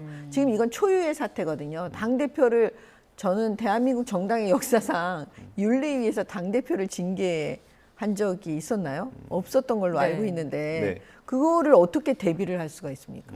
네. 예단하기가 더 힘든. 그렇죠. 이거는 누구도 저는 대비를 하기가 어렵다고 보는데요. 예. 그럼 이준석 대표가 어쨌든 오늘 윤리위에 나와서 소명을 할 거잖아요. 조언을 좀 해주신다면요. 진실되게, 그 다음에 겸손하게, 그리고 단호하게. 이 세 가지를 명심하고 하면 좋겠습니다. 예. 이게 어느 쪽으로 나오든 좀 혼란은 있겠죠? 경징계가 나온다면은 이준석 대표의 평소에 지금 행태로 봐서 극복해낼 겁니다. 그럼 가령 어쨌든 뭐 경고가 나온다거나 예. 뭐 극복해낼 거예요. 그리고 당원권 정지. 되게 지난번 김술래 최고위원이 3개월 나왔거든요. 근데 이제 6개월이 나온다 그러면은 그게 좀 애매모호해요. 6개월이 나온다고 그러면은 그게 이제 계산을 좀 정확히 해봐야 되지만은 1년 미만인 경우에는 어쩌고 저쩌고 하는 이 당원 단계가 있잖아요. 네. 그러니까 아주 장기간이 아니라면 그것도 극복해낼 수 있을 겁니다. 네. 그렇지만 아예 굉장히 긴 기간이 나온다면 이건 그만두고 나가라는 얘기이기 때문에 예. 이준석 대표가 극복해낼 수 없는 기간이 나온다. 그럼 그건 또 이제 중징계성이죠. 그러니까 그건 또 그때 가서 한번 생각을 해봐야 될 얘기지만 한 달이나 3개월, 4개월 이 정도면은 극복해낼 수 있을 걸로 보이고요. 그래서 그런데 나머지 두 개 중징계가 나온다면 그건 이제 법원으로 달려가고 뭐 안에서 싸우고 이러면서 물론 재심 청구하고 이러면서 뭐 굉장히 깊숙하고 아주 혼란스러운 어떻게 보면 사태가 벌어지는 거죠. 어쨌든 그 당 내용은 또 불가피한 측면이 될 것 같은데 오늘 결정이 어떻게 나오든지 간에 이 대표를 따라서 입당을 한 이 대표의 지지층, 주요 지지층이죠. 2030 남성들의 이탈은 불가피할 것이다. 이런 분석이 많이 나오고 있는데 여기에 대해서도 어떤 대책을 생각을 하고 있는 게 있을까요? 아니 아무런 대책을 생각을 못 하죠. 아까 이 역시 똑같은 예단을 하는 거니까요. 근데 이제 다만 그 2030이 지켜보고 있다는 거, 그다음에 대선 기간 중에도 사실은 경험했던 거지만 그 어려운 부분이죠, 사실. 2030에 이탈이 있을 거라는 건 뭐 다 예상 질문하시는 우리 앵커님도 다 예상하고 걱정하시는 부분이잖아요. 그러니까 이제 그런 부분 때문에 오세훈 시장께서 그 침묵하고 계시다가 어제 말씀하신 걸로 제가 알고 있어요. 네. 예. 그 중도 사태가 득보다 실이 많다. 그 취지는 결국은 2030을 지금 생각해서 하신 얘기가 아닌가. 왜냐하면 기본적으로 지금 우리는 40대, 50대는 민주당 지지 성향이 강하고 60대 이상은 이제 우리 국민의힘 지지 성향이 강하신데 결국은 2030에 의해서 어떻게 보면 캐스팅 보트 역할을 그들이 하고 있잖아요. 예, 그렇기 때문에 그 지점을 다 걱정하니까 당을 걱정하는 분들이 많으신 거죠. 그 의원님께서 보시기에 이른바 그 윤심이라는 게 이번 결정에 어느 정도 영향을 미친다고 보세요? 그걸 누가 알겠어요. 근데 윤심이 없이 여기까지 올 수 있었을까요? 근데 지금 사태가 이렇게 돌아가는 걸 보면 그리고 이제 윤 대통령이 지금 현재 처하고 있는 상황을 보면 그 윤심이라는 것도 뭐 끝까지 가 죽여 뭐 이런 건 아닐 거예요. 자꾸 그것도 변할 거고요. 사람이고 정치인인데요. 네. 상황의 변화를 열심히 쳐다보죠. 그리고 그 상황의 변화가 나한테 얼마나 유리하냐라는 것을 대입해 보지 않을 수가 없는 상황이 지금 됐잖아요. 그래서 그 윤심이라는 것도 저는 항상 똑같은 것이다라고 생각지는 않습니다. 그러나 이 사태의 그 발단을 보면 작년에 경선 기간 중에 있었던 여러 가지 이 대표의 그 이해할 수 없는 행태를 보면 윤심과 윤핵관들의 그 서운함, 원한에 가까운 그런 감정 뭐 이런 것들은 굉장히 심하다고 생각이 됩니다. 그러니까 그게 4월 말에 윤리위 징계로 나타났다고 보인 거죠. 예. 이것도 좀 궁금합니다. 지금 그 구치소에 수감 중인 김성진 대표가 대리인을 통해서 여러 정황들을 내놓고 있지 않습니까? 뭐 성접대 시기라든지 박근혜 전 대통령 시계라든지 이런 내용들의 신빙성은 어느 정도로 보고 계시는지요? 아니 뭐 제가 직접 수사를 하는 게 아니고 이것도 네. 언론을 통해서 보는 건데요. 네. 사실 이 정도 사건이면 수사하는 사람들이 어려운 사건은 아니에요. 예, 이거는 결과적으로 이제 한쪽에서 늘 양쪽의 주장은 틀립니다. 그러면 이제 한쪽의 주장, 그러니까 고소를 한 사람들, 주장하는 사람들의 그 얘기가 신빙성이 있는지 없는지를 일단은 확인하는 그 과정이 들어가거든요. 예, 진술의 일관성이 있는지, 그다음에 그게 맞는지 이런 거. 근데 사실 이건 제가 볼 땐 그렇게 어려운 것 같진 않아요. 예, 수사해 본 사람으로서. 수사를 통하면 명백하게 나오겠네요. 그러면. 아니 명백하게는 아니지만 우리가 어떤 사람을 기소하고 그 범죄자로 이제 그 재판에 회부할 정도가 되려면 명백한 증거가 필요한 거죠. 명백한 증거가 없는 사람을 기소할 수는 없는 거거든요. 예, 그렇기 때문에 이 과정은 저는 그렇게 어렵다고 보지는 않습니다. 예. 그래서 이 대표는 지금 뭐 분명한 증거를 얘기해야 본인이 해명을 하겠다라는 입장인 거고요. 이준석 대표가 당 윤리위원회 징계 심의를 앞두고 어제 고위 당정협의회에 참석을 했는데요. 여기서도 작심 발언을 쏟아냈습니다. 먼저 듣고 오겠습니다. 대통령 선거 때 저희도 많은 캠페인을 기획했습니다마는 전 국민을 열광하게 했던 59초 쇼츠 공약의 비결을 모두 알고 계신지 궁금합니다. 사실 국민의 정책 수요라는 것은 그런 중후장대한 계획보다도 정부가 얼마나 세밀하게 민생을 살피고 있는지에 따라 가지고 결정될 수 있다. 저는 이렇게 생각합니다. 대선과 지방선거를 거치면서 외쳤던 보수의 공정한 경쟁의 가치에 장애물이 되고 있습니다. 윤석열 정부에서 앞으로 꾸준히 공정한 경쟁의 가치를 내세우기 위해서는 정권 초에 무엇보다도 그를 보완할 수 있는 고른 기회를 만드는 것에 치중해야 된다. 저는 네, 어제 모습 보면 조금 어색해 보이기도 한 듯한데 또 거침없이 할 말은 또 다 하는 모습이었거든요. 어떻게 보셨습니까? 지금 사실 이 고위당정이 아주 절묘한 시간에 있었잖아요. 근데 여기서 또 무슨 얘기를 할까 생각을 했는데 역시 거침없이 얘기하는 것은 뭐 좋아 보여요. 그런데 지금 이준석 대표 건 때문에 사실 경제 위기 그리고 외교적인 대전환이 이미 눈앞에 보이는데도 불구하고 경제 위기하고 겹쳐 보이는 상황에서 당정이 좀 한가한 모습을 보이고 대통령도 한가한 모습을 보이고 있습니다. 거기다가 지금 뭐 뚜렷한 대책을 세울 수 없다는 것을 우리가 인정을 하면서도 뭔가 좀 대책을 마련해야 되는 모습을 국민들이 모두 바라고 있거든요. 그러니까 그런 점에서 고위당정이 너무 늦었고 이런 점에 대한 반성이 좀 있었어야 되는 거 아닌가라는 생각을 해요. 근데 역시 어저께도 포커스는 이준석 대표가 무슨 얘기를 내일 징계를 앞두고 할까로 가게 된 상황은 이 당정이 좀 책임을 져야 될 겁니다. 그러니까 그런 점에서 봤을 때는 정책 얘기를 지금 오래간만에 당 대표의 입에서 들은 거예요. 그래서 그나마 조금 다행스럽긴 한데 현안에 대해서 얘기를 한 건 물론 아니죠. 다만 그 대선 과정에서 있었던 여러 가지 약속에 대해서 우리가 뚜렷한 설명을 못하고 우리 당이 뭐 잘못을 한 것 같다라는 자기 반성을 한 거거든요. 그래서 그 점에서는 좀 모자라긴 하지만 그나마 정책을 얘기했다는 점에서는 다행이긴 합니다. 그래서 빨리 이 위기 상황을 극복할 수 있는 여러 가지 안들을 같이 얘기해야 됩니다. 오늘 아무래도 그 의원님께 질문을 좀 많이 드리게 됩니다. 그 지금 이렇게 사태가 여기까지 온 게 이 대표에 대한 비토인지 아니면 대표 자리에 대한 다툼인지 둘 중에 어떤 것에 더 무게를 줄 수 있다고 보세요? 이 대표에 대한 비토에서부터 시작이 됐죠. 그건 누차 말씀드린 대로 작년부터 갈등이 싹트기 시작했고 그것이 어떻게 보면은 대선에서 이기고 난 뒤에 확 퍼져버린 거죠. 예. 그런데 여기에 대한 대응을 이 대표가 하면서 혁신이라는 화두를 들고 나왔단 말이에요. 그러면은 이 혁신이라는 건 결국은 항상 갈등과 피비린내가 배태가 돼 있는 겁니다. 네.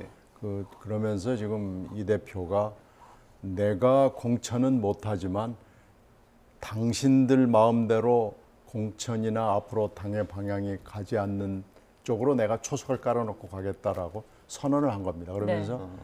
다음 당대표 선거를 결정하는 전당대회가 6월에 있을 거 아니겠어요? 예. 지금 예정대로라면은 그때 가서 내가 다시 나올 수도 있다는 얘기를 한 겁니다. 그러니까 지금 윤핵관들의 입장에서 봤을 때는 그렇지 않아도 밉상인데 다시 또 해? 그리고 초석을 깔아? 이건 우리가 볼 수 없는 거 아니야? 이렇게 해서 싸움이 뭐 세게 붙은 거기 때문에 이 싸움은 그렇게 쉽게 정리될 수 있을 것으로 보이질 않습니다. 예, 어쨌든 당분간 당내 진통은 좀 이어질 것으로 예상이 되고요. 이번에 용산 대통령실 이야기로 넘어가 보겠습니다. 윤 대통령의 나토 순방 일정에 대통령실 인사비서관의 배우자가 동행한 사실이 확인되면서 김건희 여사의 비선 논란이 또 불거졌는데요. 오늘 아침 과거 청와대 인사들의 비판이 있었습니다. 함께 들어보고 돌아오겠습니다.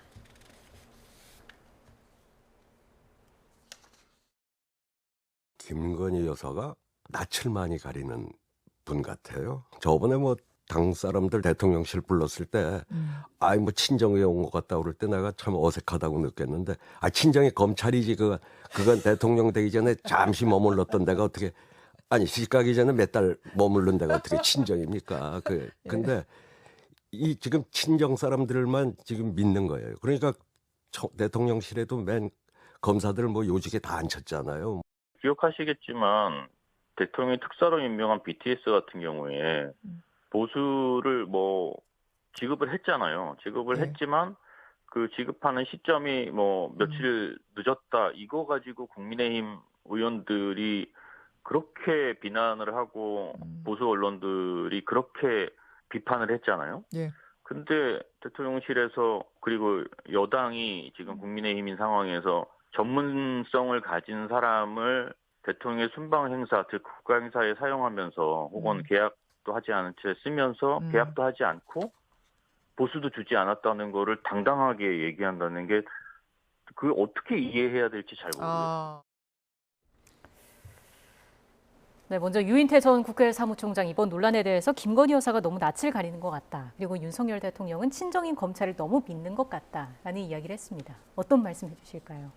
저는 사실 이 사건에 대해서 지금 이제 윤석열 정부 초기잖아요. 네. 그러면 대통령이 신뢰할 수 있는 전문가가 인재풀이 아마 많지는 않을 거예요. 이제 시간이 가면서 사실 쌓이는 거니까. 네. 그러면 요 지점에서 사실은 좀 발생할 수 있는 문제였다고 봐요. 예.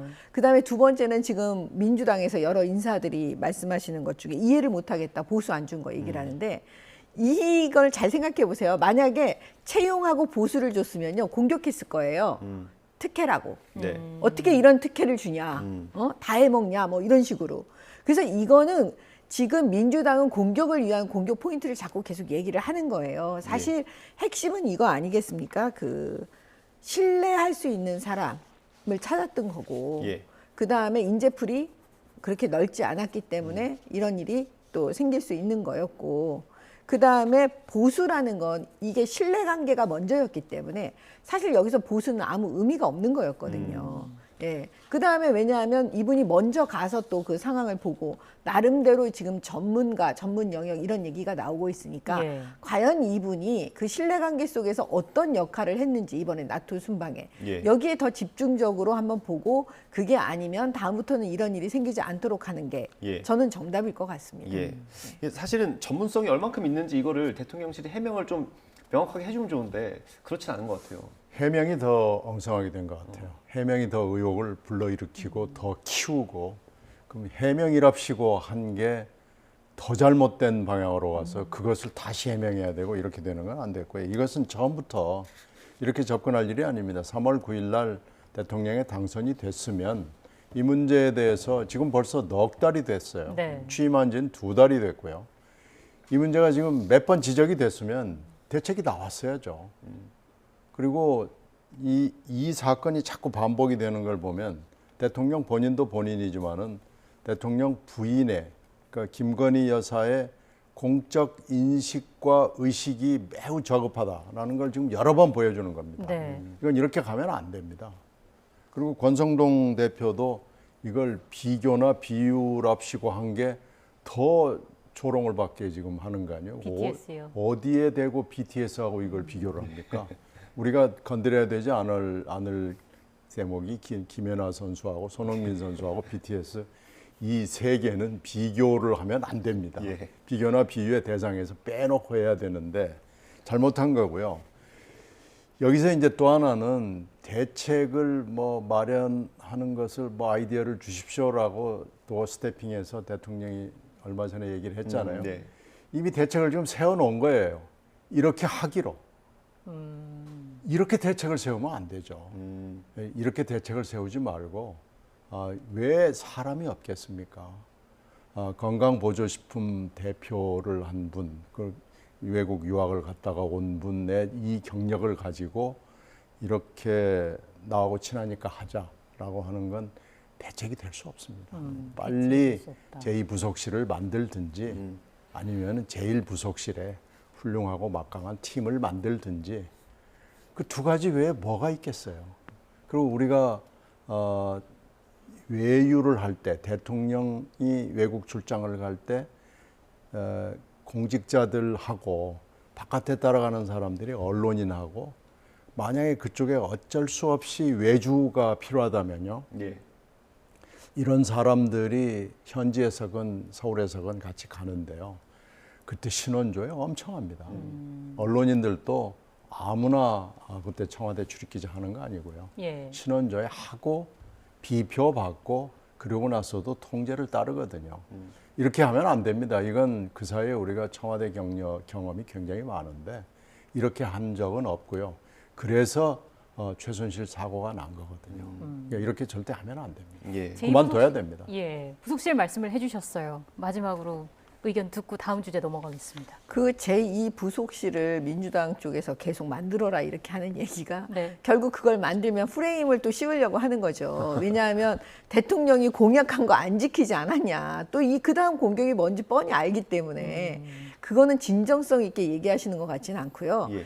일단은 대통령께서 아무튼 대선 때 국민들께 그 제2부속실은 폐지하겠다고 말씀을 하셨잖아요. 예. 그러면 그것대로 약속을 지키시면서 제1부속실에 정말 막강한 팀을 만들어주면 되는 거거든요. 예. 그러니까 그렇게 해서 저희는 나가야 된다. 그리고 지금 초기니까 그래도 국민들께서 어느 정도는 봐주실 거라고 보고 예. 이제부터는 그러면 안 되는 거죠. 이제부터 예. 중요한 거죠. 네. 저희가 뒤에 주제가 하나 더 있는데 이거는 꼭 여쭤봐야 될 것 같아서 짧게 좀 부탁드려도 되겠습니까?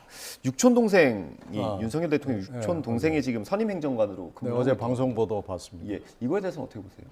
그것도 정식으로 해야죠. 이거 정식으로 했어요. 이거는. 아니 이걸 근데 정식으로 했다는 것이 분명하지가 않아요. 그러니까 채용 이것도 절차를 말씀하시는 채용 절차나 해야죠. 그 분명하게 얘기를 하고 해야죠. 이걸 이렇게 적당히 하다가 들키고 나서는 정식으로 한 거다 뭐 이렇게 하지 말고요. 이건 좀 공개하고 공식화할 필요가 있습니다. 예. 아니 저는 이 부분은요. 선임 행정관이 될 때는요. 그 채용 절차가 맞지 않으면 못 해요. 그렇기 때문에 이건 당연히 이건 채용은 절차는 다 맞았고요. 그다음에 보수도 받잖아요. 이 부분에 대해서 우리 의원님도 그러니까 별 말씀을 지금 안 하시잖아요. 채용 절차가 확실하면 된다 정도만 말씀하시잖아요. 그러니까 아까 그 탁현민 씨 얘기에 의하면 이건 하나도 문제가 안 되는 거예요. 절차도 받았죠. 그다음에 보수도 네. 지금 받는 거잖아요. 예. 그러니까 제가 볼 때는 이 6촌인지 8촌인지는 잘 모르겠지만 적어도 이분이 아마 적극적으로 그 대선 때부터 아마 개입을 했고 본인의 능력이 아마 그 주변에 다 알려져 있고 그다음에 본인이 원하고 이러니까 아마 그 절차를 밟아서 했다고 제가 지금 알고 있거든요. 예. 그러면 사실은 지난번 문재인 대통령 때 그 아드님 예술하시는 사람이잖아. 근데 여러 가지 얘기들이 되게 많았잖아요. 그러니까 본인은 계속 얘기하잖아요. 능력. 그렇지만 사람들은 그렇게만 봐주질 않잖아요. 그러니까 그런 지점이 지금 다 복합적으로 연결되어 있을 뿐이지 아까 말씀하신 대로 정말 공개적으로 그냥 다 이거는 했으면 좋겠습니다. 예. 그리고 조금 전에 저희가 그 자막으로도 내보내드렸는데 대통령실이 육촌 채용 이유로 배제를 해도 차별이다 이렇게 반박을 했거든요. 여기 대해서는 어떻게 보시는지요? 그 규정은 좀 따져봐야 되겠습니다. 그 사촌, 육촌 뭐 이런 규정이 있거든요. 예. 친가, 처가, 외가 그래가지고 규정이 있어서 좀 따져봐야 되고요. 예. 더 중요한 건 그것도 그거지만은 이분이 선임 행정관이라는 건 정말 아무나 하는 거 아니거든요. 충분한 그런 경력을 가졌는지, 식견을 가졌는지, 그런 경험이 있는 건지 그걸 한번 봐야죠. 자격이 충분한지. 그거 없이 지금 충분하다고 얘기를 하는데 그걸로는 소명이 부족합니다. 그 선임 행정관이라는 자리가 이제 비서관 바로 밑에 있는 자리 아니겠습니까? 예. 행정관은 한참 해야 선임 행정관 되는 거기 때문에요. 거의 비서관급입니다. 예. 네, 알겠습니다. 어제 요 주제를 하나 다뤄보겠습니다. 어제 좀 이례적인 일이 있었습니다. 국정원이 전직 원장 2명을 고발을 했거든요. 이거는 어떻게 보시는지 먼저 여쭤봐야 될 것 같아요. 예. 그래서 이제 김만복 원장 때 그 회고록하고 월간지 잡지 회견을 한 게 있어요. 거기에서 기밀 유출이 있었다 그래서 김만복 원장이 직전 원장으로서 그 국정원에 고발을 받았습니다. 이 기관 고발이라는 건 그리고 바로 직전 기관장을 자기들의 상관을 고발하는 것은 상당히 예외적인 거고요. 더군다나 국정원은 지금은 아니지만 수사를 해왔던 기관이잖아요. 예. 근데 이거 굉장히 이례적인 일입니다. 예. 더 김만복 원장 일에 지금 처음인데 더군다나 이건 자기 업무에 관련된 일이죠. 하나는 기밀 보고서를 지웠다는 거고 하나는 서훈 원장 같은 경우는 처리를 잘못했다는 거고 그런데요. 그 전조가 있었죠. 예. 27명의 간부들을 전부 대기 발령을 냈고 그리고 기조실장에 검사가 갔고 기획국장도 지금 검사로 임용이 됐고 그래서 뭔가 일이 있겠구나라고 짐작은 했는데 예. 이렇게 될 줄은 사실은 몰랐습니다. 예. 굉장히 큰 사건이고 과연 이게 이제 기다렸다는 듯이 검찰이 지금 수사에 들어갔고요. 예. 만약에 이것이 팩트에 맞지 않는 조금이라도 빈틈이 있는 거라고 그러면은 누군가 책임을 져야 됩니다. 만약에 두 분이 진짜 책임이 있는 거라 그러면은 야당으로서도 할 얘기는 없지만요. 예. 그렇지 않고 이것이 정치적인 어떤 고려나 어떤 상관관계가 있는 거였다고 그러면은 이것은 정권 차원에서 책임을 져야 되는 굉장히 중요한 사건이고 유례가 없는 사건이고 앞으로도 유례가 있기 힘듭니다. 당분간 좀 쟁점화 될 수밖에 없겠죠. 어떻게 보십니까? 그 이제 보통의 그 고발이나 고소가 그 외부에서 시작이 되잖아요. 예. 근데 이제 보통 그 이 정부 조직이라는 게 보통 그렇거든요. 근데 지금 여기는 지금 국정원 내부가 지금 이거를 조사를 해서 지금 고발을 했다는 거잖아요. 예. 그러면 결과적으로 뭐냐면 첫 번째 딱 생각할 수 있는 게 증거가 명백하고 확보되지 않으면 이렇게 못해요. 그래서 제가 볼 때는 완벽한 증거를 지금 갖고 있기 때문에 지금 콕 집어서 이 부분을 고발했다고 지금 보여지거든요. 예. 예. 그리고 내용을 보면요. 두 가지가 공교롭게도 그 지난 정부에서 이 지점 정말 이상하다 했던 거였어요. 예를 들면 예. 그 우리 서해 공무원 사건에서 그 월북했다 그랬을 때 아니 월북했는데 왜 피살하지? 이런 생각이 그냥 들잖아요. 상식적으로. 여러 가지 문제가 있었잖아요. 지금 와서 문제가 이게 제기되는 게 사실 지금의 문제가 아니라 과거에 이미 많은 사람들이 의구심을 가졌던 거예요. 네. 그다음에 다 아시겠지만 우리나라에 지금 귀순한 사람들을 강제 북송을 시킨 사건은 그 전에 정부에서 없었던 일이었어요. 그러면 이 강제 북송이 과연 맞느냐 안 맞느냐에 대해서 의구심을 가졌다니까요. 그때 그 시점에. 예. 그러면 그 부분에 대해서 합동 조사는 당연히 들어갔을 거 아닙니까? 근데 이거를 강제로 스탑, 멈추게 했다는 거예요. 그러니까 제가 볼 때는 이 지점에 대해서 분명하고 명백한 증거가 없이는 이거 고발 못합니다. 예. 그럼 아까 말씀하신 대로 신경민 의원님 말씀대로 누군가 이게 엄청난 후폭풍인데 이걸 책임을 져야 되잖아요. 네. 그러니까 저는 이거 증거 있다고 봐요. 알겠습니다. 이게 또 쉽게 매듭지어지지는 않을 것 같은데요. 지켜보겠습니다. 오늘 전국 대담은 여기서 마무리하겠습니다. 정미경 국민의힘 최고위원, 신경민 전 민주당 의원과 함께했습니다. 고맙습니다. 고맙습니다. 고맙습니다.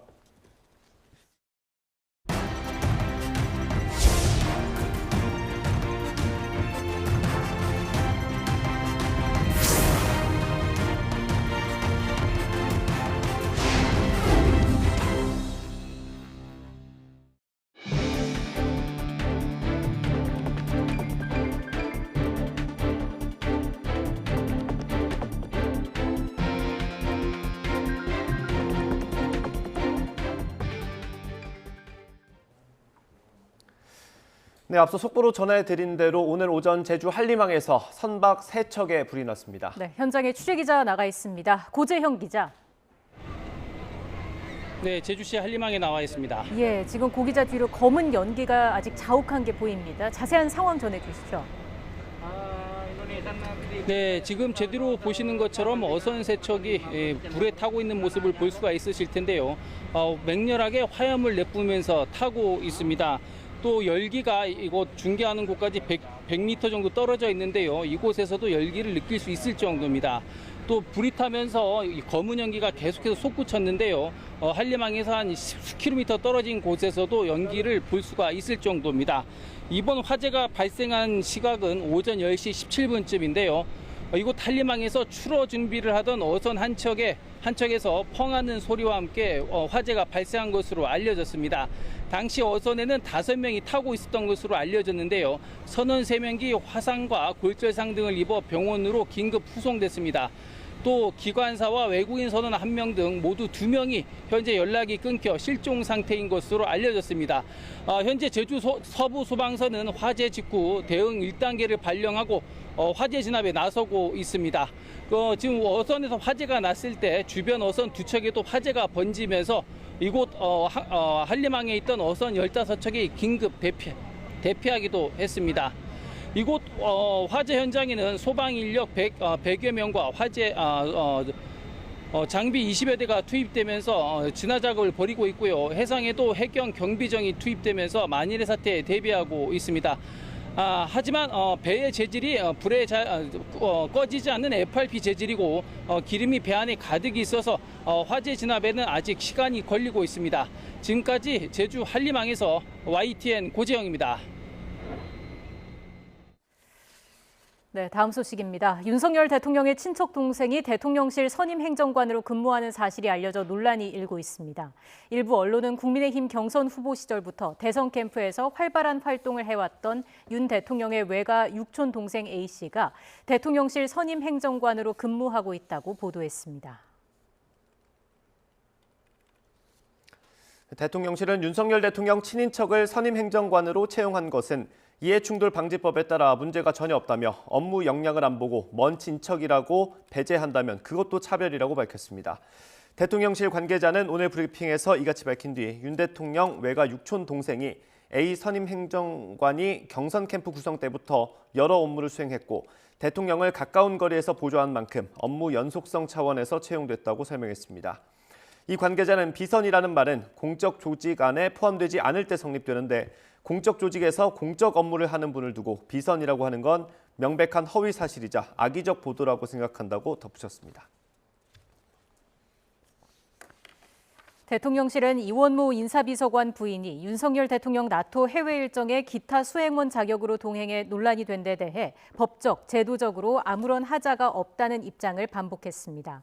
대통령실 관계자는 오늘 브리핑에서 신원조회와 보안각서 등 절차 속에서 모든 것이 다 이루어졌다며 이같이 밝혔습니다. 또 이 비서관 부인 일가가 윤 대통령 예비후보 시절 후원금 2천만 원을 낸 것이 이번 해외 일정에 영향을 줬느냐는 질문에는 후원금을 준 게 영향이 있다고 보느냐고 거꾸로 되물었습니다. 다만 비판 여론이 크다는 지적에는 국민의 뜻을 새겨 듣겠다고 말했습니다. 서울 강남 유흥주점에서 마약을 탄 술을 함께 마신 것으로 추정되는 손님과 종업원이 숨진 사건과 관련해 숨진 손님 차에서 마약으로 추정되는 물질 2,100여 명분이 발견됐습니다. 강남경찰서는 오늘 서울 역삼동 유흥주점에서 술을 마신 뒤 숨진 채 발견된 20대 남성 A씨의 차에서 흰색 가루 64g을 발견했다고 밝혔습니다. 경찰은 1차 검사 결과 필로폰으로 보이는 해당 물질을 국과수에 보내 성분 감식을 의뢰하고 함께 술을 마신 다른 손님 3명과 다른 종업원 1명에 대해 마약 정밀 검사를 진행하고 있습니다. 공군 성폭력 피해자 고 이해람 중사 사망 사건을 맡은 특별검사팀이 수사 무마 의혹을 받는 전익수 공군 법무실장에 대한 본격적인 수사에 착수했습니다. 안미영 특검팀은 어제 전 실장을 직접 불러 압수수색으로 확보한 휴대전화와 공군 법무실 서버 등에서 확인된 통신 기록, 이메일 등을 분석해서 관련 내용을 선별한 것으로 파악됐습니다. 어제 분석한 휴대전화는 이번 사건이 불거진 뒤 전 실장이 새로 개통해 최근까지 사용한 것으로 특검팀은 지난달 28일 공군 본부 등에 대한 동시다발 압수수색 당시 전 실장 휴대전화도 압수한 것으로 전해졌습니다. 최근 일부 극우단체가 독일 베를린에 설치된 평화의 소녀상을 철거해달라고 원정 시위까지 벌여서 논란이 됐습니다. 이런 와중에 서울 지역의 한 대학 교수가 강의에서 이들과 비슷한 역사 왜곡 발언을 해서 비판을 받고 있습니다. 위안부 피해자 다수가 생계가 어려워 자발적으로 나선 거라고 하거나 일제 침략을 당하게 된 가장 큰 책임은 우리나라에 있다고도 했습니다. 임성재 기자가 단독 보도합니다. 경희대 철학과 최모 교수가 지난달 2일 온라인으로 진행한 전공 수업 영상입니다. 20세기 초 제국주의 시대를 설명하면서 일제의 조선 침략 과정을 언급하던 최 교수는 1910년 경술국치의 가장 큰 책임은 조선에 있다면서 고종 황제가 뒷돈을 받고 나라를 팔아넘겼다고 말합니다. 고종이 자기는 잘 살게 해주고 자기 지금 그때 돈이 많이 떨어져 있었거든. 근데 그 돈 많이 주고 잘 살게 해준다니까 그러면 당신이 그 나라 책임지시오 이렇게 한 거야. 일제가 처음으로 사유지상권을 도입하며 한국 자본주의 토대가 마련됐다는 식민지 근대화론에 기반을 둔 주장도 합니다. 일본 놈들이 토지조사해가지고 그냥 시행하는 걸 해가지고 했다 그러는데 그 사례에서 여러분 일본은 우리나라를 경제 국가로 만들지 않았어요. 다른 날 수업에선 일본군 위안부 피해자 다수가 자발적 매춘이었다는 주장도 한 것으로 전해졌습니다. 위안부는 자발적으로 매춘을 한 거다. 그러니까 성매매 여성들 우리가 그렇게까지 막 뭔가 위해주고 뭔가 그럴 필요는 없다. 좀 불편했다. 약간 좀 불쾌했다. 그런 느낌이었어. 학생들 반발이 거세지자 최 교수는 일제 침략 자체를 옹호한 게 아니라고 해명하면서도 일본군 위안부는 강제로 끌려간 사람보다 생계를 위한 자발적 참여가 많다는 주장을 굽히지 않았습니다. 하지만 YTN 취재진이 공식적인 입장을 문의하자 뒤늦게 자신은 역사 전문가가 아니라면서 해당 발언이 문제가 되면 철회하겠다고 태도를 바꿨습니다. 역사학계에선 일부 경제통계만 부각하며 한국 근대화의 시작을 일제 지배에서 찾는 논리는 침소봉대라고 지적합니다. 일본인들 중심의 그런 통계라고 할 수 있고 경제 성장이라고 하는 것은 사실은 조선인들에게는 별다른 의미가 없는 그런 것이었다고 볼 수가 있죠. 경제뿐만 아니라 정치라든가 사회라든가 문화라든가 여러 측면을 다 함께 고려해서 식민지의 역사상을 우리가 생각해야 되는데 대학가에선 일제강점기를 둘러싼 역사 왜곡 논란이 끊이지 않고 있습니다. 지난해 11월 성균관대 공식 웹진엔 일제강점기가 우리나라 성장의 기반이 됐다는 글이 올라왔다가 논란이 일자 삭제됐고 2019년엔 류석춘 당시 연세대 교수가 강의 중 위안부는 매춘의 일종이란 발언을 해 피해자들의 명예를 훼손한 혐의로 재판을 받고 있습니다. YTN 임성재입니다. 정부의 연구지원금 수억 원을 받은 업체가 기술 개발을 전혀 하지 않고도 낙제점이던 사업 평가 결과가 돌연 뒤집혀 지원금을 챙겼다는 소식 전해드렸습니다. 그런데 이 업체에 대한 결과가 바뀌기 전 한 국회의원실이 평가기관에 직접 연락한 사실이 저희 취재 결과 확인됐습니다. 이 의원실은 외압 의혹에 선을 그었지만 국가지원사업 심의평가를 앞둔 공기관에 의원실이 연락했다는 것 자체가 부적절했다는 비판이 나오고 있습니다. 김태원 기자의 단독 보도입니다. 지난 2019년 중소기업기술정보진흥원에 스마트 공장 기술개발 사업 대상업체로 선정돼 정부 지원금 6억 원을 받은 A업체. 하지만 기술개발 실적이 전혀 확인되지 않아 사업 수행에서 극히불량 판정을 받고 지원금을 모두 반납해야 할 처지가 되자 민주당 소속 비국회의원실에 연락했습니다. 평가가 불공정했다며 잘 살펴봐달라고 요청한 겁니다. 비 의원은 A업체가 소재한 지역의원으로 지난 3월 A사 대표에게 표창을 수여하는 등 안면이 있는 사이였습니다. 민원을 접수한 비 의원실은 중소벤처기업부를 거쳐 진흥원에 연락한 뒤 A사 등에 대한 평가 자료를 보내라고 요구했습니다. 낙제점을 받은 경위가 뭔지 자료를 보고 판단하겠다는 거였습니다.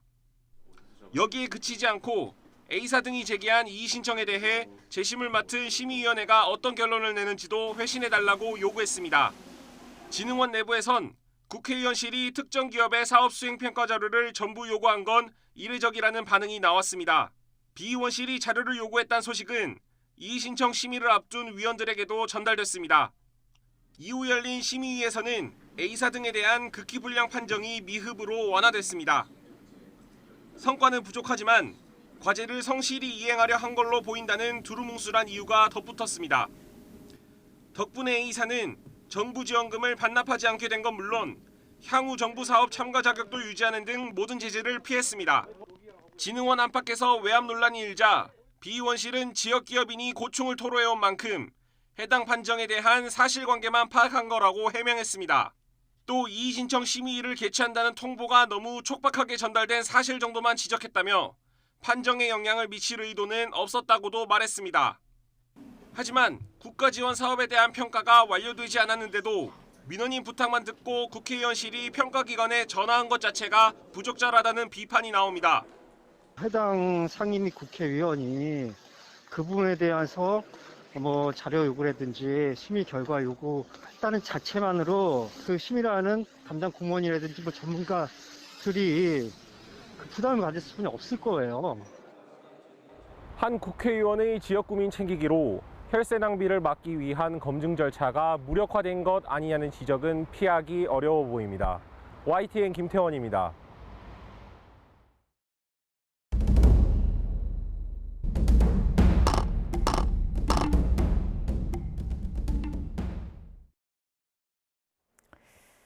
오늘 나온 주요 선고 등을 살펴보는 오늘 법정입니다. 범죄와 무관한 사람의 계좌가 전화금융사기, 보이스피싱에 사용됐더라도 지급 정지 등 제한을 받는 것은 정당하다는 헌법재판소 판단이 나왔습니다. 헌법재판소는 범죄와 무관한 계좌 명의자의 재산권이 일시적으로 제한될 수는 있지만 그 정도가 피해자를 구제하는 공익에 비해 중하다고 볼 수 없어 과잉 금지 원칙에 위배되지 않는다며 통신사기 피해 환급법에 대한 헌법 소원을 기각했습니다. 조사 전 과정이 녹화되지 않은 영상 녹화물과 관련한 진술 조서는 증거 능력이 없다는 대법원 판단이 나왔습니다. 대법원은 공갈과 특수협박 등의 혐의로 재판에 넘겨진 충남 서산의 폭력조직 소속 안모 씨 형제에게 징역 3년과 3년 6개월을 선고한 원심을 확정했습니다. 앞서 1, 2심에서는 안 씨 형제 피해자들이 법정에서 검찰이 작성한 진술조서 내용을 명시적으로 인정하지 않았지만 조서 열람 등 일부 장면이 잘린 영상 녹화물을 토대로 진술조서의 증거 능력을 인정했습니다. 여자 화장실에 몰래 숨어 들어가 여대생을 불법 촬영하던 연세대학교 의대생이 구속 갈림길에 섰습니다. 서울 서부지방법원은 오늘 오전 10시 반 21살 남성 A씨의 성폭력 처벌법상 불법 촬영 혐의에 대해 구속영장 실질심사를 진행했습니다. 계곡 살인 사건으로 재판에 넘겨진 이은혜와 조현수가 공소 사실을 모두 부인했습니다. 인천지방법원에서 오늘 열린 이 씨와 조 씨의 두 번째 공판에서 두 사람의 공동 변호인은 피해자를 살해하기 위해 공모하거나 보험금을 받으려 시도한 적이 없다고 주장하고 700여 개 증거 가운데 상당수 자료 채택에도 동의하지 않았습니다. 지금까지 오늘 법정이었습니다.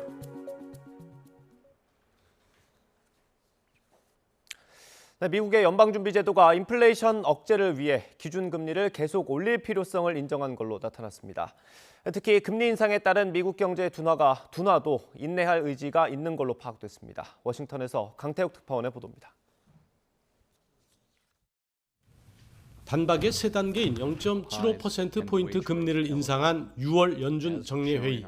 Today, the Federal Open Market Committee raised its policy interest rate by 0.75 percentage point and anticipates that ongoing increases in that rate will be appropriate. 공개된 회의록을 보면 28년 만의 대폭 인상에 대해 18명 위원 가운데 단 한 명만 동의하지 않은 것으로 나타났습니다. 위원들은 당장 가장 시급한 정책으로 인플레이션 억제를 꼽았습니다. 특히 높아진 물가 상승 압력이 지속할 경우 훨씬 더 제약적인 정책이 적절할 수 있을 것이란 가능성도 인정했습니다. 이는 앞으로 물가가 떨어지지 않는다면 큰 폭의 기준금리 인상이 더 이어질 수 있음을 시사한 겁니다. 위원들은 심지어 미국 경제가 둔화하는 것도 감수해야 한다는 의지를 나타냈습니다. 연준 목표인 2%까지 물가 상승률을 낮춰야 최대 고용도 달성할 수 있다고 전망한 겁니다. Our overarching focus is using our tools to bring inflation back down to our 2% goal and to keep longer-term inflation expectations well anchored. 연준은 5월과 6월 기준금리를 연속해서 올리면서 이른바 빅 스텝과 자이언트 스텝 모두를 사용했습니다. 하지만 아직 물가가 잡히기 시작한다는 조짐이 보이지 않고 있습니다. 우크라이나 전쟁에 따른 원유와 원자재 급등으로 대부분의 상품 가격이 동반 상승한 상황이 여전하기 때문입니다. 이번 달 연준 회의에서 얼마나 더 강력한 통화 정책이 나올지 주목되고 있습니다. 워싱턴에서 YTN 강태욱입니다. 네, 크리스탈리나 게오르기에바 국제통화기금 IMF 총재는 글로벌 경제 전망이 상당히 어두워졌다면서 내년에 전 세계적인 경기 침체가 닥칠 가능성을 경고했습니다. 또 조만간 올해 글로벌 경제 성장률 전망을 하향 조정하겠다고 밝혔습니다. 게오르기에바 총재는 현지 시각 6일 로이터 통신과 인터뷰에서 인플레이션의 글로벌 확산, 실질금리 인상, 중국 경제 성장 둔화, 우크라이나 침공과 관련해 강화되는 대러시아 제재 등을 언급하며 4월 이후 전망이 상당히 어두워졌다고 말했습니다. 이어 우리는 매우 거친 바다에 있다며 글로벌 경기 침체에 대해 위험이 커지고 있어서 배제할 수 없다고 덧붙였습니다. 송홍열 후보자가 남성인가요? 송홍열 후보자가 남성인가요? 여성 그룹을 잠깐 했었는데 나도 여성이라는 나도 여성이라는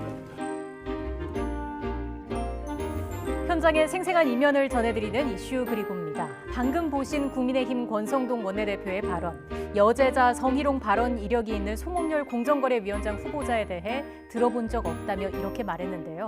그래서였을까요? 어제 열린 고위당정협의회에서 권 원내대표, 대통령실에 이런 요구를 했습니다. 정부 장차관 등 주요 인사안에 대해서 언론에 릴리스하기 전에 당에게 그 인사안 정보를 좀 제공해달라는 요구를 했고, 아니 뭐 인사정보 대체적으로 받았는데 또 가끔 안 하는 경우도 있더라고요. 그래서 비서실장한테 미리 알려달라고 했습니다. 그래서 송홍열을 여자로 착각하게 만들고 있습니다.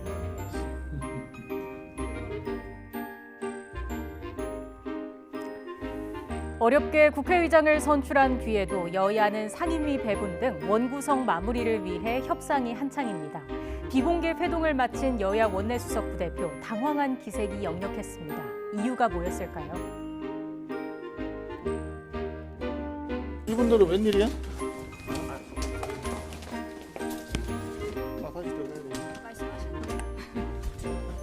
이분들 왜 불렀어? 나 안 불렀어요.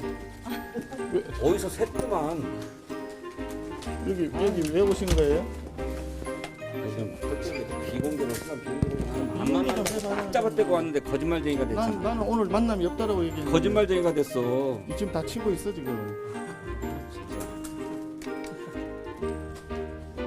뭐 말씀하실 게 있습니까? 없어요. 특별히 드릴 말씀이 없습니다. 오늘 어떤 거 얘기 나누셨어요?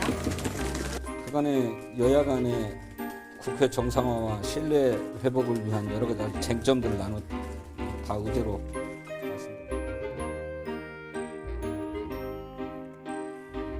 할 말 할 없다더니 아예 없지는 않았나 보네요. 그래도 국회 정상화와 신뢰 회복을 위해 이야기 나눴다는 말은 믿어도 되겠죠. 지금까지 이슈 그리고였습니다.